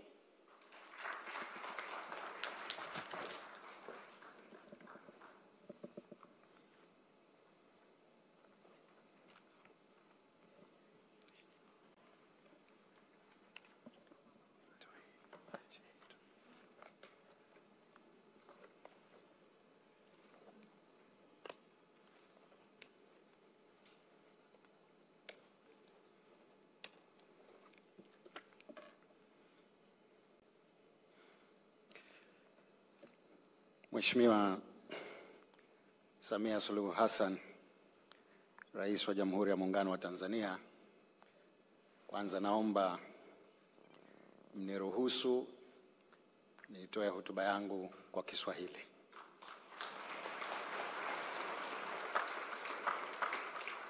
Waheshimiwa marais wastaafu wa Jamhuri ya Muungano wa Tanzania na wa Zanzibar, Mheshimiwa Mzee Mwinyi, Mzee Kikwete na Mzee Karume,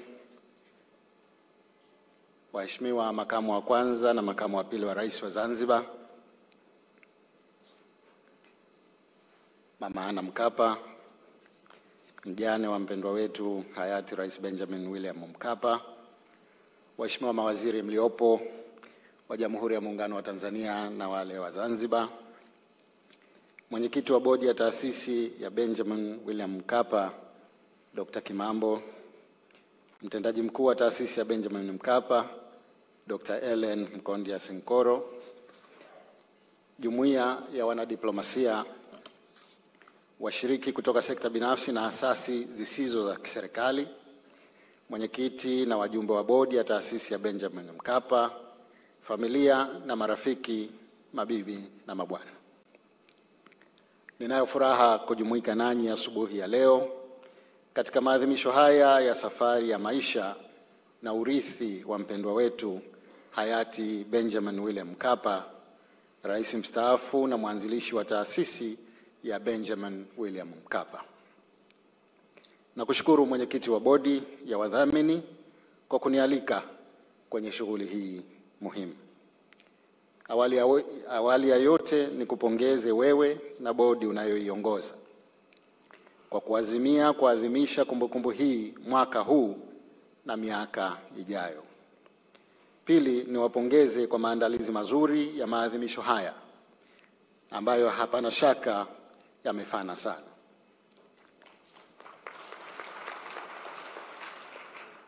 Binafsi nimefurahishwa sana na namna maadhimisho haya yalivyoratibiwa. Nimesikiliza shuhuda zilizotolewa na jopo la wataalam lililojadili ajenda muhimu ya afya kwa wote. Itapendeza miaka ijayo kufanya maadhimisho haya kule Zanzibar. Serikali yangu itawapa kila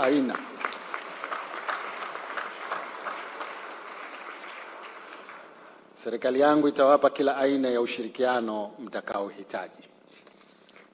Waheshimiwa viongozi, mabibi na mabwana, nilipopokea mwaliko huu sikusita hata kidogo kuukubali na nikalazimika kuahirisha shughuli nyingine ili niweze kuwepo hapa leo. Nilifanya hivyo kwa sababu mbili kubwa. Kwanza, hayati Rais mstaafu Benjamin Mkapa kwangu mimi alikuwa ni zaidi ya kiongozi. Alikuwa ni rais wangu na alinipa fursa ya kuhudumu katika serikali yake kwa nafasi ya naibu waziri kwa miaka 5.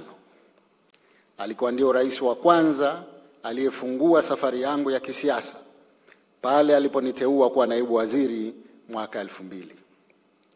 Aliwekeza kwangu imani kubwa na alibeba dhamana kubwa sana kuniteua mimi wakati huo nikiwa kijana na mgeni kabisa kwenye siasa, nikitokea katika taaluma ya udaktari. Kupitia mikono yake ya ulezi alinilea nikakua kufika hapa nilipo leo. Nasikitika tu kuwa aliondoka kabla ya kushuhudia nikiapishwa kuwa rais wa Zanzibar.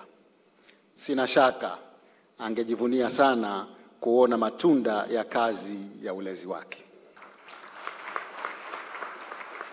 Hayati Rais Mkapa kwangu pia alikuwa ni baba, naye alinichukulia kama mwanawe.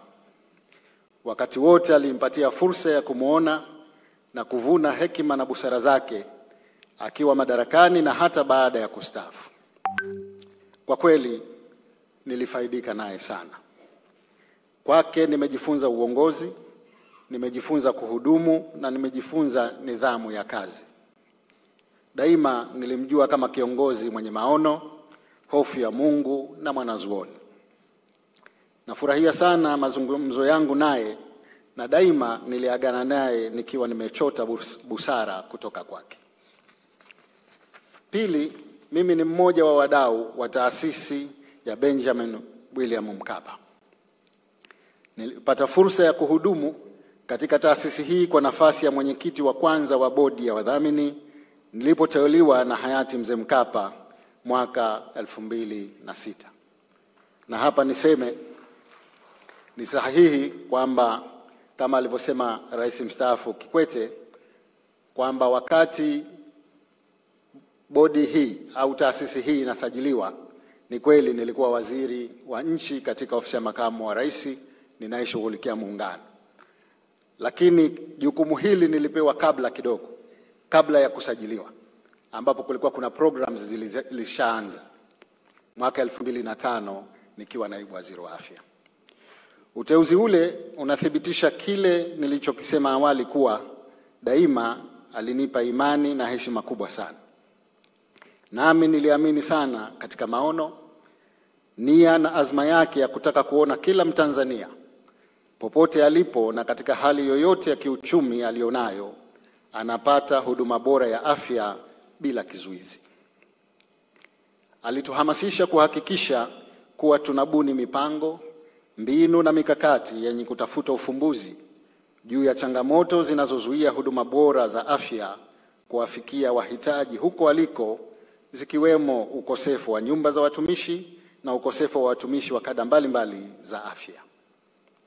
Nafurahi kuwa nilitimiza wajibu wangu huo ipasavyo na najivunia fursa ile. Ninapoona taasisi hii imefikisha miaka 15, ninafarijika na kujivunia kuwa sehemu ya mafanikio yake ambayo yameelezewa kwa kina mapema leo. Mheshimiwa Rais, ndugu viongozi, mabibi na mabwana, hayati Mheshimiwa Rais Benjamin William Mkapa ameifanyia nchi yetu mambo makubwa. Mageuzi ya kiuchumi na ya soko aliyoyaongoza yamekuwa na mchango mkubwa kwa Zanzibar. Yalisaidia sana kuifungua Zanzibar kutoka katika ukiritimba wa uchumi wa karafuu, yaani clove monoculture. Nia yake njema na kujali kwake kulichangia sana kupatikana kwa muafaka wa kwanza wa kisiasa Zanzibar, ambao ulirejesha hali ya amani na utulivu. Muafaka ule ulisaidia sana kutuliza joto la kisiasa Zanzibar na kufungua fursa za majadiliano na mashirikiano ya kisiasa visiwani kwetu. Msimamo wake juu ya muungano ulikuwa thabiti, usioyumba, na alikuwa tayari kusimamia na kuulinda muungano wetu kwa kauli na vitendo. Zanzibar pia ni mnufaikaji mkubwa wa miradi ya taasisi ya Benjamin Mkapa tokea mwaka 2007. Miradi hiyo imejikita katika sekta ya afya, hususan kujenga uwezo wa watumishi wa afya katika kutoa huduma zinazohusu ukimwi, kifua kikuu, malaria na afya ya mama na mtoto. Tunajivunia mafanikio yaliyopatikana kupitia miradi hii ambayo kwa kweli imesaidia sana juhudi za Serikali ya Mapinduzi ya Zanzibar kutimiza wajibu wake wa kuhakikisha utoaji wa huduma bora za afya kwa wote. Napata faraja kuwa mazungumzo ya mashirikiano kati ya serikali na ninayoiongoza na taasisi ya Benjamin Mkapa yako katika hatua nzuri. Ni matumaini yetu kuwa yakikamilika yatasaidia sana kufanikisha azma yetu ya kupunguza uhaba wa watumishi wa sekta ya afya pamoja na upatikanaji wa fedha za kuwezesha lengo la serikali ninayoiongoza kumpatia bima ya afya kila Mzanzibari. Na wahakikishia ushirikiano wangu na wenzangu wote serikalini kufanikisha azma hii. Nimeguswa pia na uamuzi wenu wa kuanzisha mfuko wa wakfu wa Benjamin Mkapa kwa ajili ya kuendeleza kazi zake kupitia taasisi yenu. Ni wazo sahihi kwa wakati sahihi. Wakfu hii ikifanikiwa itasaidia sana kupunguza utegemezi wa misaada na kujenga uwezo wa taasisi kujitegemea. daima kujitegemea ndiyo ilikuwa nadhiri ya hayati Rais Mkapa. Mheshimiwa Rais, mabibi na mabwana, sisi Zanzibar tunatekeleza dira ya maendeleo ya 2050 ambayo inalenga kuifikisha Zanzibar kwa nchi ya uchumi wa kati wa juu, yani upper middle income status, ifikapo mwaka 2050. Dira hiyo imejengwa kwenye nguzo 4 ambazo ni mapinduzi ya kiuchumi, rasilimali watu na huduma za jamii, utawala bora na uhimilivu na miundombinu. Kuhusu rasilimali watu na huduma za jamii, tumedhamiria kujenga jamii ya watu wenye afya bora, wenye kuweza kushindana na wengine duniani, wabunifu na wachapakazi, ili waweze kuchangia kikamilifu katika uchumi wa nchi. Ili kufikia lengo hilo, hatuna budi kuhakikisha kuwepo kwa huduma za jamii zilizo bora, za uhakika na zenye kutumainika. Ni katika muktadha huu tunawakaribisha sana taasisi ya Benjamin Mkapa kushirikiana kujenga mifumo ya kuwezesha upatikanaji wa huduma bora za afya ambazo zinafikiwa na wote, zinazotolewa na watoa huduma wenye sifa na zinazoendana na teknolojia ya kisasa. Tungependa kuona kila mlichofanya huku bara, hususan katika ujenzi wa mifumo ya afya, kinafanyika pia Zanzibar. Mheshimiwa Rais, mabibi na mabwana, naomba nimalizie hotuba yangu kwa mara nyingine tena kuushukuru uongozi wa taasisi ya Benjamin William Mkapa kwa heshima hii kubwa walionitunukia ya kuzungumza kwenye hadhara hii. Baada ya maneno hayo, sasa naomba nifanye kazi niliyopewa ya kumkaribisha Mheshimiwa Rais kuzungumza na hadhara hii. Mheshimiwa Rais, karibu sana.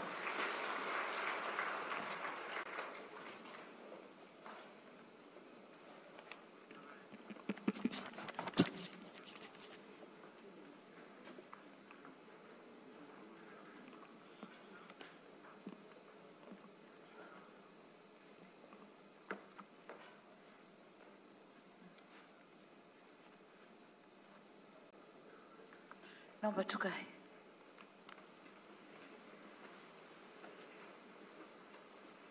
Mheshimiwa Dr. Hussein Mwinyi, Rais wa Zanzibar na Mwenyekiti wa Baraza la Mapinduzi, waheshimiwa marais wastaafu wa Jamhuri ya Muungano wa Tanzania na marais wastaafu wa Zanzibar, waheshimiwa viongozi wa vyama vya siasa, na hapa naomba nitambue uwepo wa viongozi wa Chama cha Mapinduzi, waheshimiwa marais wengine wastaafu, marafiki wa hayati Rais mstaafu Benjamin Mkapa ambao wamejiunga nasi kwa njia ya mtandao, Mama Ana Mkapa, familia, marafiki, pamoja na kina mama wake wa viongozi waliokuja kumuunga mkono Mama Mkapa, waheshimiwa mawaziri mliopo, wenyeji wetu Mheshimiwa Amos Makala, mkuu wa mkoa wa Dar es Salaam, waheshimiwa mabalozi na wakilishi wa taasisi za kimataifa mliopo, Dr. Adelina Kimambo, mwenyekiti wa bodi ya wadhamini ya taasisi ya Benjamin William Mkapa, Dr. Ellen Mkondi ya Senkoro, afisa mtendaji mkuu wa taasisi ya Benjamin William Mkapa, viongozi wengine wa serikali mliopo, viongozi wa asasi mbalimbali za kiraia, wageni waalikwa, wanahabari, mabibi na mabwana, na wasalimu kwa jina la Jamhuri ya Muungano wa Tanzania. Waheshimiwa, siku zote inakuwa vigumu sana kuzungumza mwisho, na hasa baada ya wazee wote hawa kuzungumza. Nimewasikiliza kwa makini wale wote waliofanya kazi na kumfahamu kwa karibu zaidi Mheshimiwa hayati Rais mstaafu Mzee Mkapa. Ni watu wenye kumfahamu na wamefanya naye kazi kwa karibu zaidi, kwa hiyo wamezungumza yote kuhusu Mzee Mkapa. Kwa kifupi, wamemwelezea Mzee Mkapa kama kiongozi aliyekuwa na maono makubwa jasiri, shupavu, imara, mpenda maendeleo, mwanadiplomasia nguli, mwenye kutaka kuona matokeo na mtetezi walionyimwa haki. Nakubaliana na hayo yote. Mimi pia nimebahatika kumfahamu hayati Rais Mkapa. Naweza kuthibitisha kuwa yote aliyosemwa na walionitangulia kuzungumza ni ya kweli. Mzee Mkapa alikuwa mtu wa kipekee sana. Mara zote ilikuwa ukipata fursa ya kukutana naye na kuzungumza naye, utaondoka ukiwa umevuna mambo mengi. Hakuwa mchoyo wa taarifa wala kukupa maarifa. Alikuwa mtu mwenye haiba ya mamlaka na kujiamini. Alikuwa mwenye ufahamu mkubwa na busara nyingi, na hivyo na hayo yote yamejidhihirisha kwenye ustadi wa maandiko yake mengi. Kwa hakika yaliyoelezwa hapa yanathibitisha umuhimu wa kuandaliwa kwa kongamano hili. Hivyo basi naishukuru na kuipongeza sana taasisi ya Benjamin William Mkapa kwa maandalizi mazuri ya kongamano hili na kwa kunialika pia. Kabla ya kuingia ukumbini, nilipata fursa ya kuzunguka na kuona kidogo kazi zinazofanywa na taasisi hii, na ni kweli kazi kubwa imefanyika chini ya uongozi wa afisa mtendaji mkuu Ellen Senkoro na mwenyekiti wa bodi Dr. Adelina Kimambo. Kwa bahati nzuri wote ni wanawake.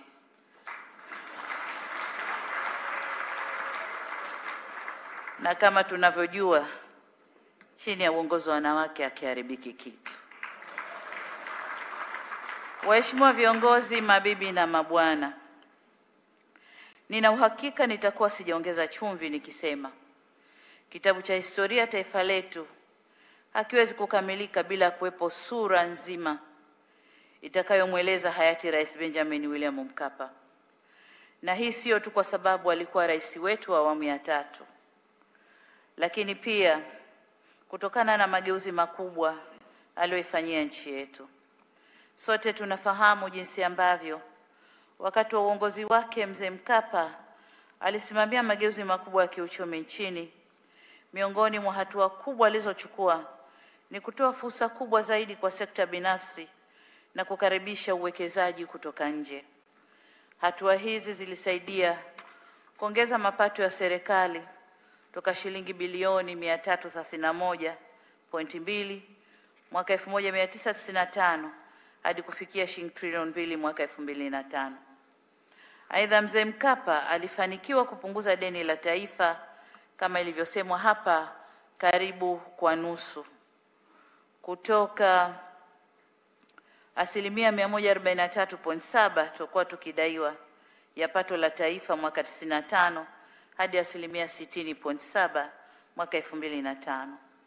Na hii iliwezekana baada ya Mzee Mkapa kwa kutumia uzoefu wake wa diplomasia kuzishawishi taasisi za kifedha za kimataifa na nchi wahisani kusamehe madeni waliokuwa wanatudai kupitia mpango wa HIPIC uliosimamiwa na Benki ya Dunia na shirika la fedha la IMF.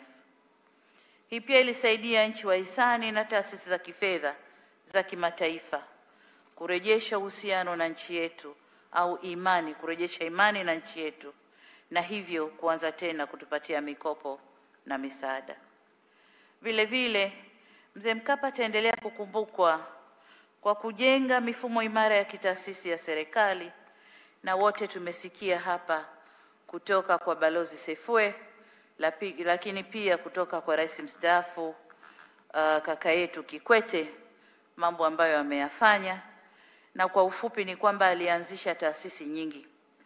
Wale waliokuwepo wakati huo tunakumbuka slogani yake ya kodi kwanza, na kwenye mikutano tulikuwa tunaitana halo halo halo ya Mkapa, kodi kwanza. Na kwa maana hiyo alianzisha TRA, lakini pia PCCB, taasisi ya kupambana na rushwa, lakini pia kama ilivyosemwa TASAF, TANROADS, Baraza la Taifa la Uwezeshaji, TNBC, Baraza la Biashara la Taifa, Mkurabita, shirika la bima au mfuko wa taifa wa bima ya afya, tume ya kupambana na ukimwi na mengi, taasisi nyingi ambazo wengine walizitaja hapa. Taasisi hizi zipo mpaka leo na zinaendelea kutoa huduma na kuchochea ukuaji wa uchumi wa nchi yetu. Ni hakika ni katika kipindi chake Mzee Mkapa ndipo mkakati wa kukuza uchumi na kupambana na umaskini mkukuta, sera mpya ya mambo ya nje pamoja na dira ya taifa ya maendeleo ya mwaka 2020 mpaka 25 ilipitishwa.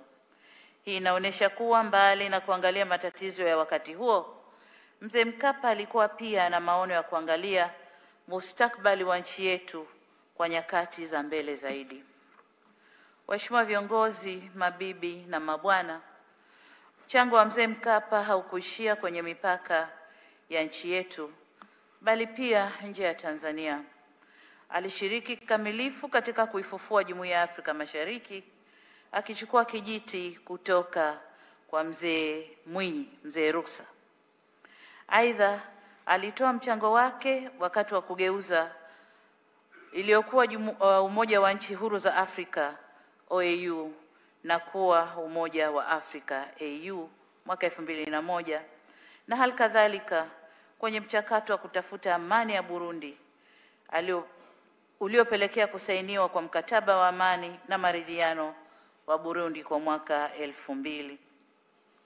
Zaidi ya hapo, Mzee Mkapa alitoa mchango mkubwa kwenye ujenzi wa ofisi za makao makuu ya Jumuiya ya Maendeleo Kusini mwa Afrika SADC pale Gaborone nchini Botswana. Wakati akikabidhi wenyekiti wa SADC mwaka 2004, baada ya kuona wafadhili wanasuasua, Mzee Mkapa alitoa wito na wazo kwa nchi wanachama kutoa michango kuanza ujenzi wa ofisi hiyo. Naye aliahidi na alitangaza kwamba Tanzania itachangia dola 500,000 katika mchango huo. Wakuu wa nchi nyingine za SADC baada ya kuona umadhubuti wa Mzee Mkapa waliunga mkono wazo hilo na michango iliendelea. Waheshimiwa viongozi, mabibi na mabwana, sambamba na hayo, sifa nyingine kubwa ya Mzee Mkapa ni uwezo wake mkubwa wa kuhimili au kutoogopa mijadala ya kimataifa. Na hapa kuna mifano mingi. Sote tunakumbuka miaka ya 1990 na mwanzoni wa miaka 2000. Kulikuwa na vuguvugu kubwa la kupinga masuala ya utandawazi au globalization. Na baadhi ya watu, wakiwemo baadhi ya viongozi, walitumia fursa hiyo kujipatia umaarufu. Mzee Mkapa yeye hakufuata mkumbo. Badala yake alijitokeza hadharani kutetea utandawazi na kueleza kwa nini tunapaswa kuupokea. Na katika hili alifanya kazi kubwa mbili. Moja, kuelimisha wananchi kuhusu umuhimu wa utandawazi ndani ya nchi yake. Na pili, kutumia uzoefu wake wa kidiplomasia kuieleza dunia kuhusu umuhimu wa kuwa na utandawazi unaojali maslahi ya makundi. Hii ndio iliyopelekea Mzee Mkapa akateuliwa kwa mwenyekiti mwenza wa tume iliyoundwa na Shirika la Kazi Duniani ya kushughulikia masuala ya utandawazi, akishirikiana na Mheshimiwa Tarja Halonen aliyekuwa rais wa Finland. Aidha, kama ilivyoelezwa mapema hapa au tulivyomsikia Mheshimiwa Tony Blair, waziri mkuu wa zamani wa Uingereza, alikuwa mwenyekiti mwenza na Mzee Mkapa kwenye kamisheni kuhusu masuala ya Afrika. Zaidi ya hapo, Mzee Mkapa alikuwa mwenyekiti wa kamisheni ya kushughulikia masuala ya nchi zinazoendelea, yani South Commission.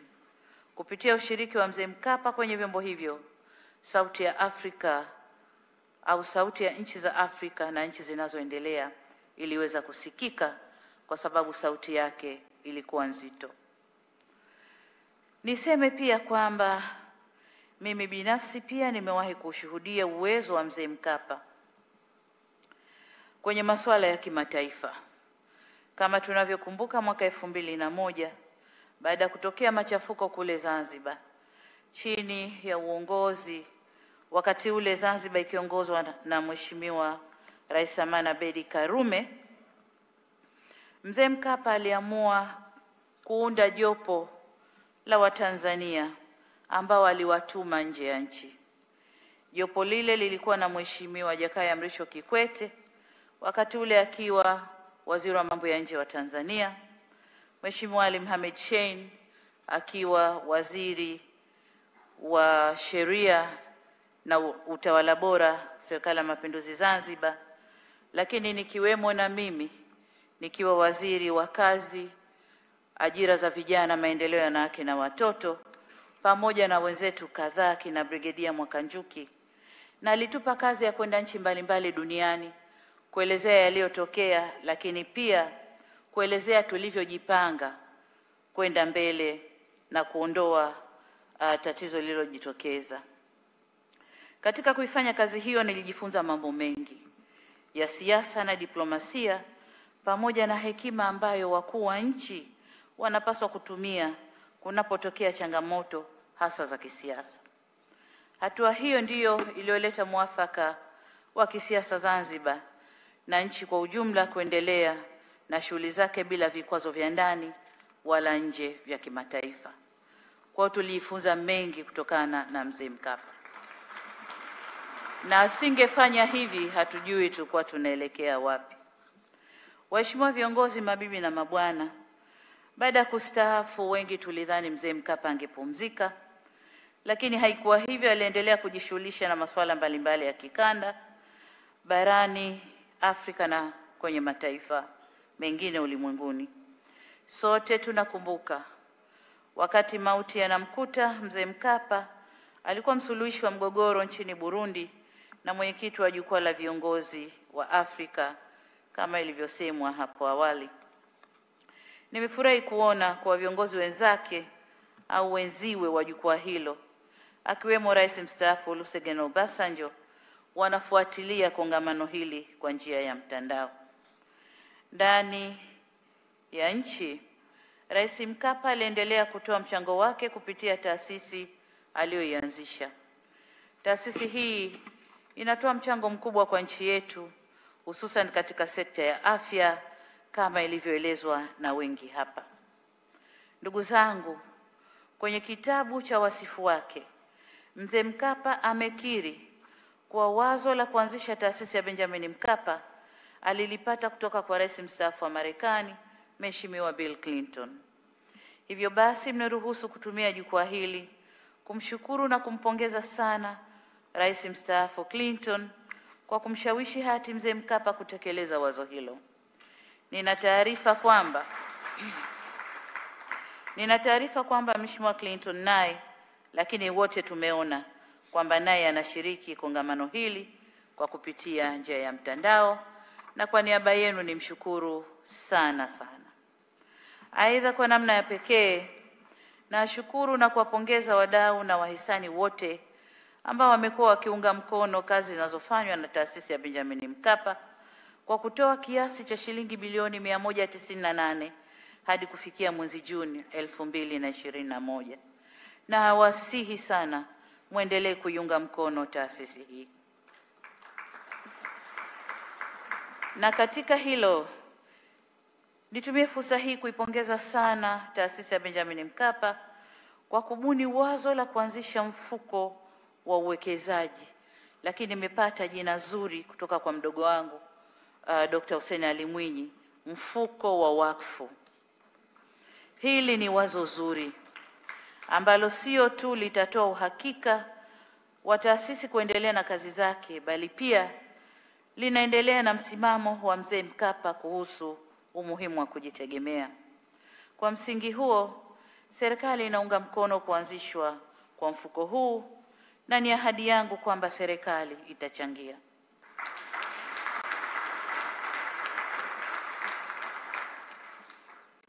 Na wasihi wadau wengine nao kuchangia ili kuukuza mfuko huu. Waheshimiwa viongozi, mabibi na mabwana, muda mfupi uliopita umefanyika mdahalo wenye kauli mbiu huduma za afya kwa wote, urithi wa Rais Benjamin William Mkapa katika kujenga mifumo imara ya sekta ya afya. Mjadala huu ni muafaka na umefanyika kipindi sahihi. Hati Rais Mkapa alikuwa muumini mzuri wa masuala ya afya kwa wote. Kwa upande mwingine, kama mnavyofahamu, hivi sasa serikali pia ipo kwenye mchakato wa mfumo wa kutoa huduma za afya kwa wote kupitia bima ya afya kwa wote. Na kwa sababu hiyo, nimefurahishwa sana na majadiliano yaliyofanyika hapa.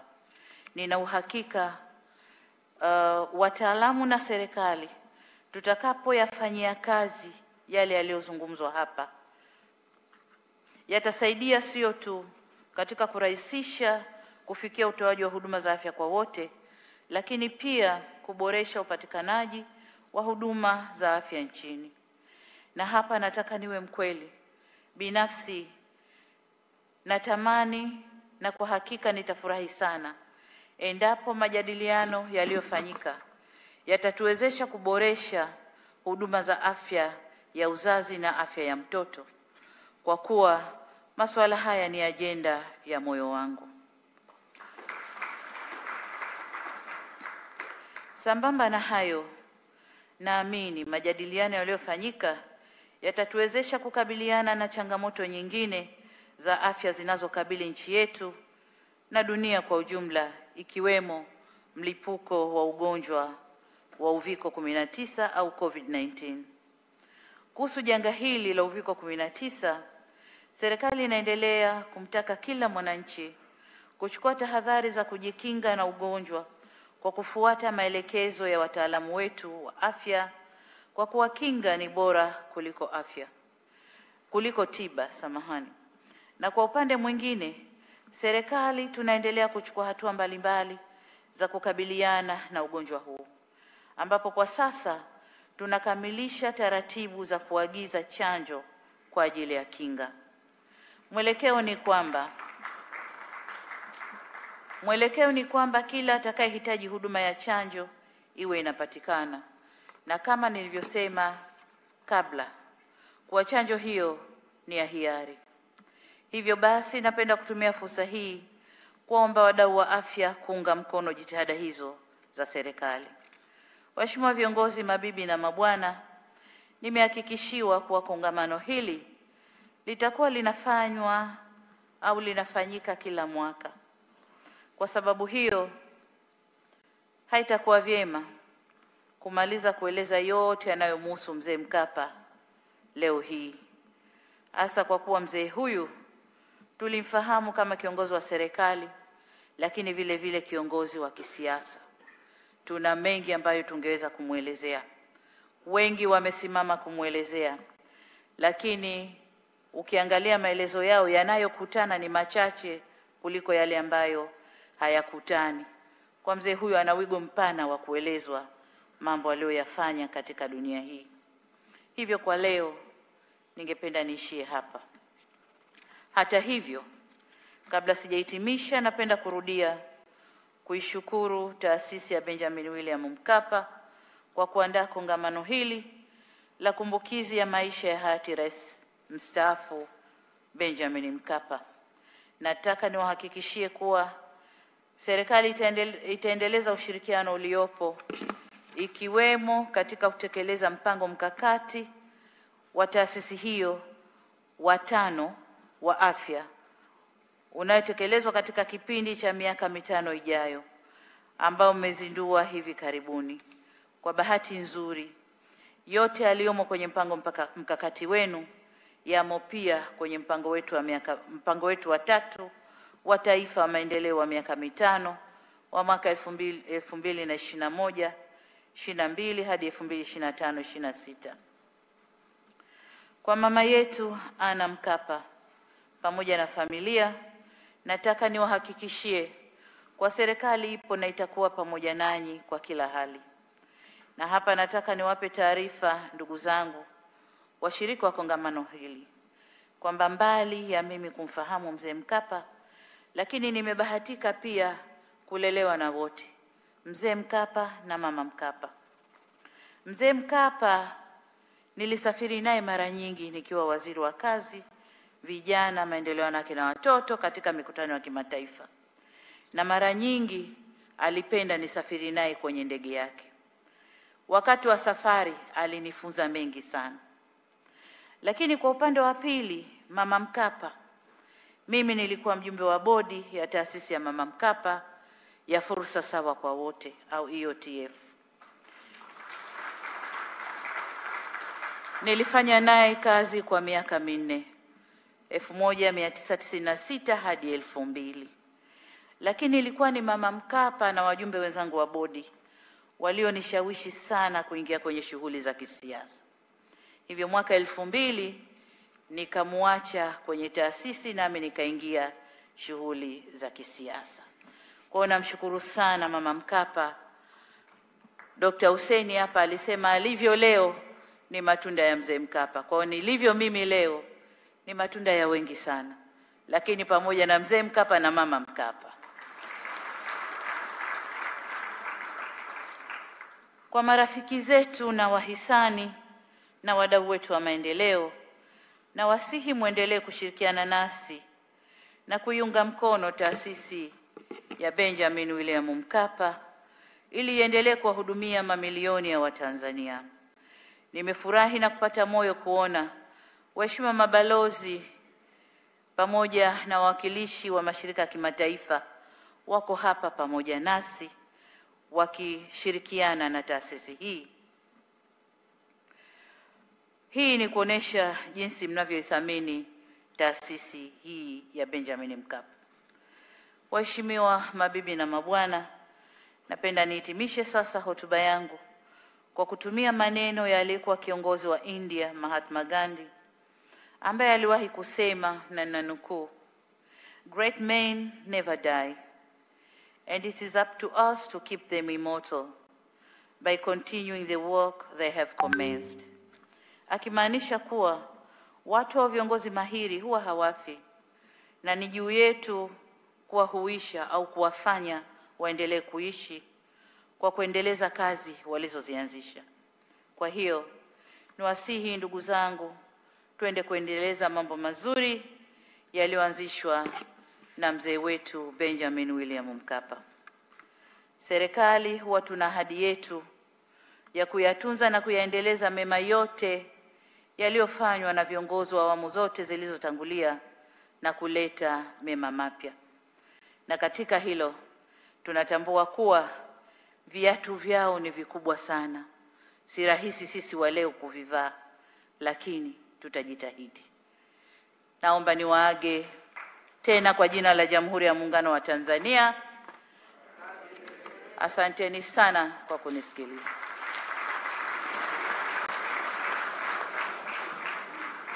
Your Excellency, thank you very much. And if it pleases you, Your Excellency, we are requesting you now to cut the ribbon to launch the endowment fund. If Your Excellency could go to the podium and the chairperson of the board to cut the ribbon. And Your Excellency, I will request once you launch, yes, to please hand over one copy to Mama Mkapa and one copy to President Mwinyi. Yes.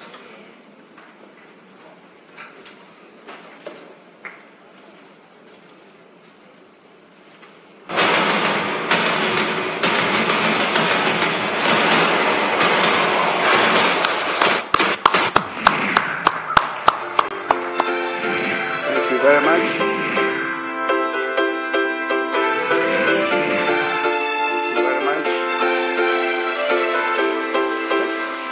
Your Excellency, please, if you can give one copy to Mama Mkapa and one copy to President Mwinyi. Chairman of the board, if you can take a few copies and over to the VIP who are on the front seat. One copy each, please. One copy for our leaders. Thank you very much. If the CEO and chairperson, you can please give give one copy to leaders on the front row as quickly as possible. We are getting to an end of the program. If you can please provide one copy from Honorable Mangula up to Honorable Sefue, that will do. Yes, yes. Thank you. Yes, one copy each.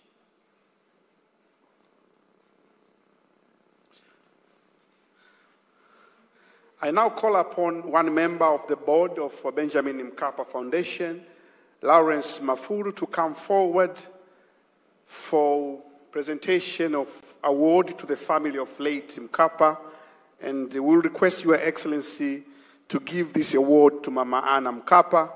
So I'm requesting a person responsible for that award to come forward, and if it pleases you, Your Excellency, to stand up and be able to hand over this award to Mama Anna Mkapa in remembrance of President Mkapa.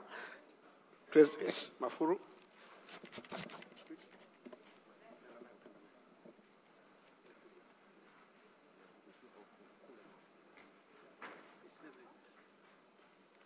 Yes, Chairman of, yes, member of the board with Mama Anna Mkapa. Yes. Yes. If you could please hand it over to Her Excellency, then you hand over to Mama Mkapa.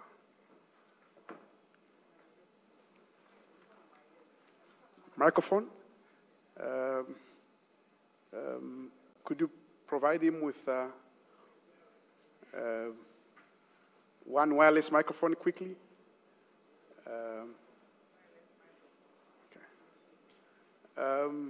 In the interest of time, if we can do quickly, yes, the microphone is here. Quickly. Yes.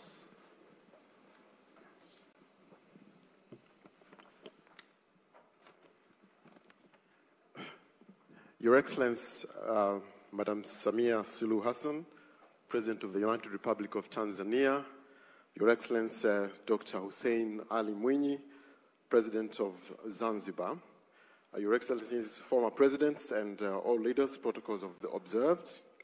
We are gathered here today to commemorate the life of one of the great Tanzanians for a job well done.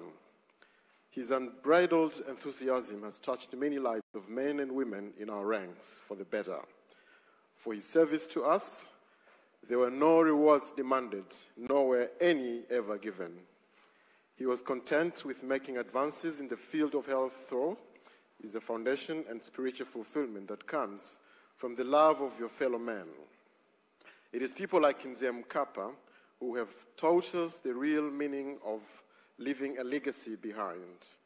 Benjamin Mkapa Foundation maintains its settler's dream and continue to build upon foundations he created. In his voice, he said, "I will leave it to my God and you to decide what difference I have made in this world." And since he's left us to us, the board, management, and staff of BMF have decided the difference he made were massive and very demonstrable. In recognition of that, his visionary leadership, love for his country, and in appreciation of an outstanding diplomat, a reformist, a respectful civil servant, great politician, an exceptional orator, and a writer, I would like to call upon Mama Mkapa so that she can get this reward as an appreciation of that great journey that Mzee traveled. And I would like to hand over that.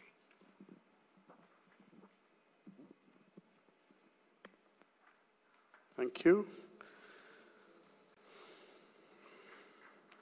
Thank you. Thank you. On behalf of the family of late Benjamin Mkapa, I now call upon William Werio to give a vote of thanks to Madam President. William Werio, please take the stage. Thank you very much. Okay.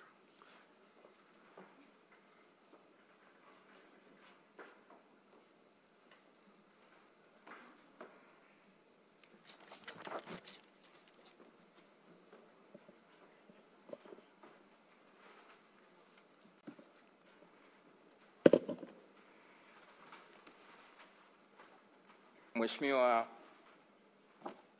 Samia Suluhu Hassan, Rais wa Jamhuri ya Muungano wa Tanzania, Mheshimiwa Dr. Hussein Ali Mwinyi, Rais wa Zanzibar na Mwenyekiti wa Baraza la Mapinduzi, waheshimiwa viongozi wetu wa kitaifa wa sasa na wastaafu mlioko hapa, ndugu washiriki wenzangu katika kongamano hili, mabibi na mabwana, nimesimama hapa kwa niaba ya familia ya Rais mstaafu Mzee Mkapa pamoja na Mama Ana kutoa shukrani zetu za dhati.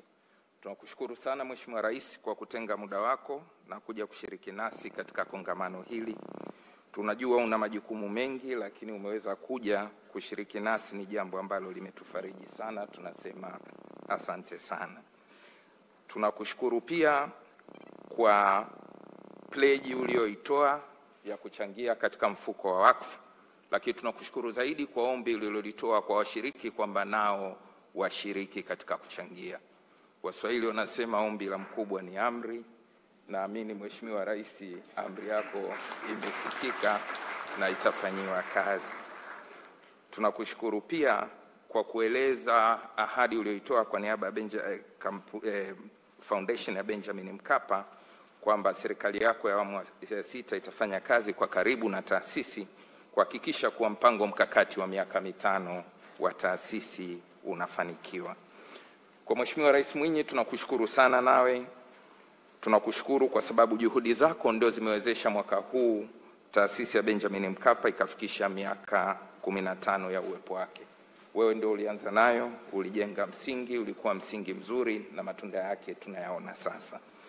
Lakini vile vile tunakushukuru kwa sababu umeahidi kufanya kazi kwa karibu na taasisi hii, lakini pia ukatoa ahadi kwamba uko tayari kuhosti kikao kijacho au shughuli ijayo ya kampuni hii kama itaamuliwa ifanyike Zanzibar. Nina hakika ombi hilo litakubaliwa na bila shaka shughuli inayofuata itafanyika Zanzibar. Umepongeza pia kuanzishwa kwa mfuko wa wakfu, ingawa kusema chochote, naamini baada ya Rais Samia kusema na wewe utaamua kuchangia mfuko huo kwa kadri utakavyoona inafaa. Mheshimiwa Rais Kikwete, tunakushukuru kwa maneno mazuri uliyosema kwa mzee wetu. Wewe pamoja na Rais Clinton, tumemsikia, pamoja na Waziri Mkuu Tony Blair, pamoja na Rais Obasanjo, mmemweleza mzee wetu vizuri sana. Lakini tumefarijika kwamba pamoja na kwamba ni mwaka mmoja sasa tangu kufariki kwake, mmeendelea kuwa karibu na hata kuamua kwenu kushiriki katika symposium hii. Wewe kwa kushiriki binafsi na wenzio kwa kushiriki kwa njia ya mtandao, mnaonyesha ni kwa namna gani mlikaa vizuri na mzee wetu, na ndio maana tumeendelea kuwa pamoja. Mheshimiwa Rais, tunawashukuru wafadhili na wote waliofanikisha kufanyika kwa shughuli hii ya leo.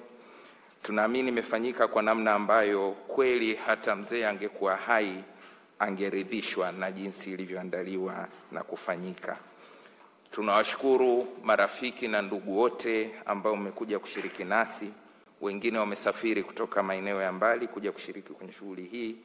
Hii yote imetutia moyo kwamba mwaka mmoja baadaye bado alama alizoziacha mzee wetu katika taifa letu zinaendelea kuthaminiwa.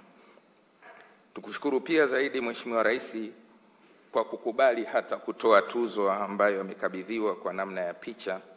Nadhani nyote ni mashahidi kwamba kwa muda wa kipindi sasa, nadhani takriban miezi 4 tangu Mheshimiwa Rais ameingia madarakani, ameonyesha ni kwa namna gani anavyowaheshimu na anavyowathamini watangulizi wake. Alionyesha hivyo tarehe 8 Mei wakati wa sherehe ya miaka 96 ya Rais mstaafu Mzee Ali Hassan Mwinyi. Ameonyesha hivyo leo, na naamini kwamba huo ndio moyo wake na tutauendelea kuona katika siku zijazo. Niwashukuru pia sponsors wetu, makampuni ya TV na radio, Azam, NBC, UNAIDS, UNICEF na mabenki na wengine wote walioshiriki katika kugharamia sherehe hii. Kufanya kwenu hivyo ndio kumewezesha kufanyika kwa shughuli hii, lakini hata mmekwenda mbali zaidi kwa kufanya hii shughuli ikaonekana mubashara katika television, kwa maana ambayo Watanzania wengine wengi wameweza kuiona huko waliko. Kwenu nyote tunasema asanteni sana. Sasa Waswahili wanasema kushukuru ni kuomba tena. Nimalizie kushukuru kwamba tunashukuru leo, lakini shughuli hii itakapofanyika Zanzibar na siku zijazo, na hususan katika ile endowment fund inayokuja, matumaini yetu ni kwamba tutaendelea kuwa pamoja na mtaendelea kushirikiana nasi kama mlivyoshiriki leo. Asanteni sana kwa kunisikiza.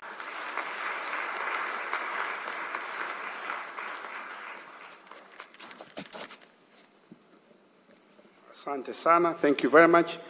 We have come to an end of the symposium, and our request, we do two things. We will all raise as the President of United Republic of Tanzania leaves the podium, but our request will remain behind as she leaves for other further announcement. I now call upon Superintendent Mpepo, brass band, wakati Mheshimiwa Rais anajitayarisha kuondoka. Naomba wote tusimame tafadhali.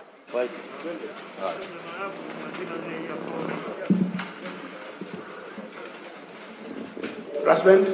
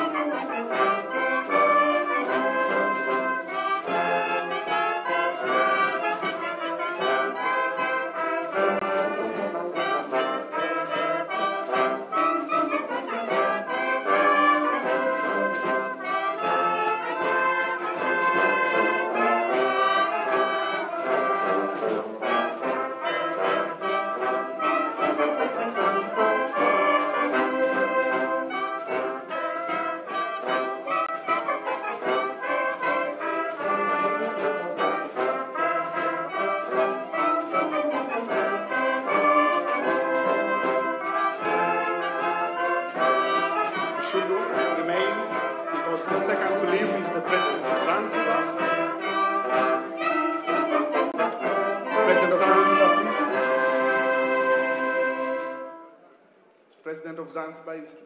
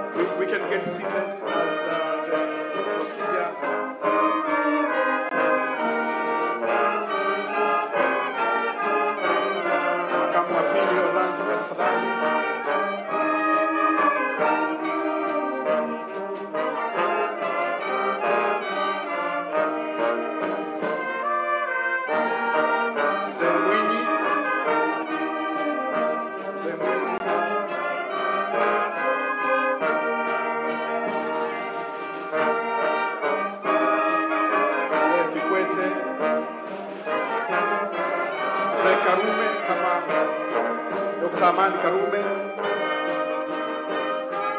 I would like to make an announcement. The Benjamin Mkapa Foundation has arranged for lunch for all of us in this room. And lunch will be served behind from where we are.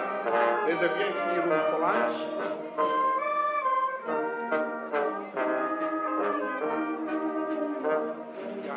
And I'll be mentioning groups that will be going for lunch.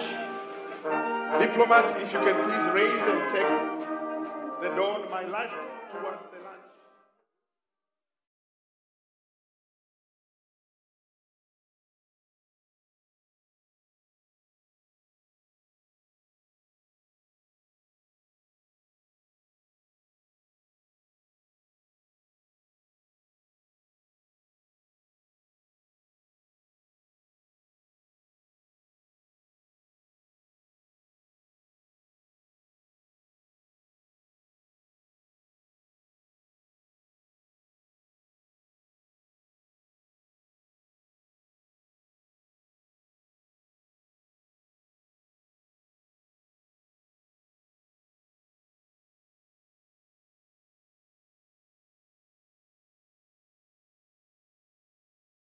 Thank you.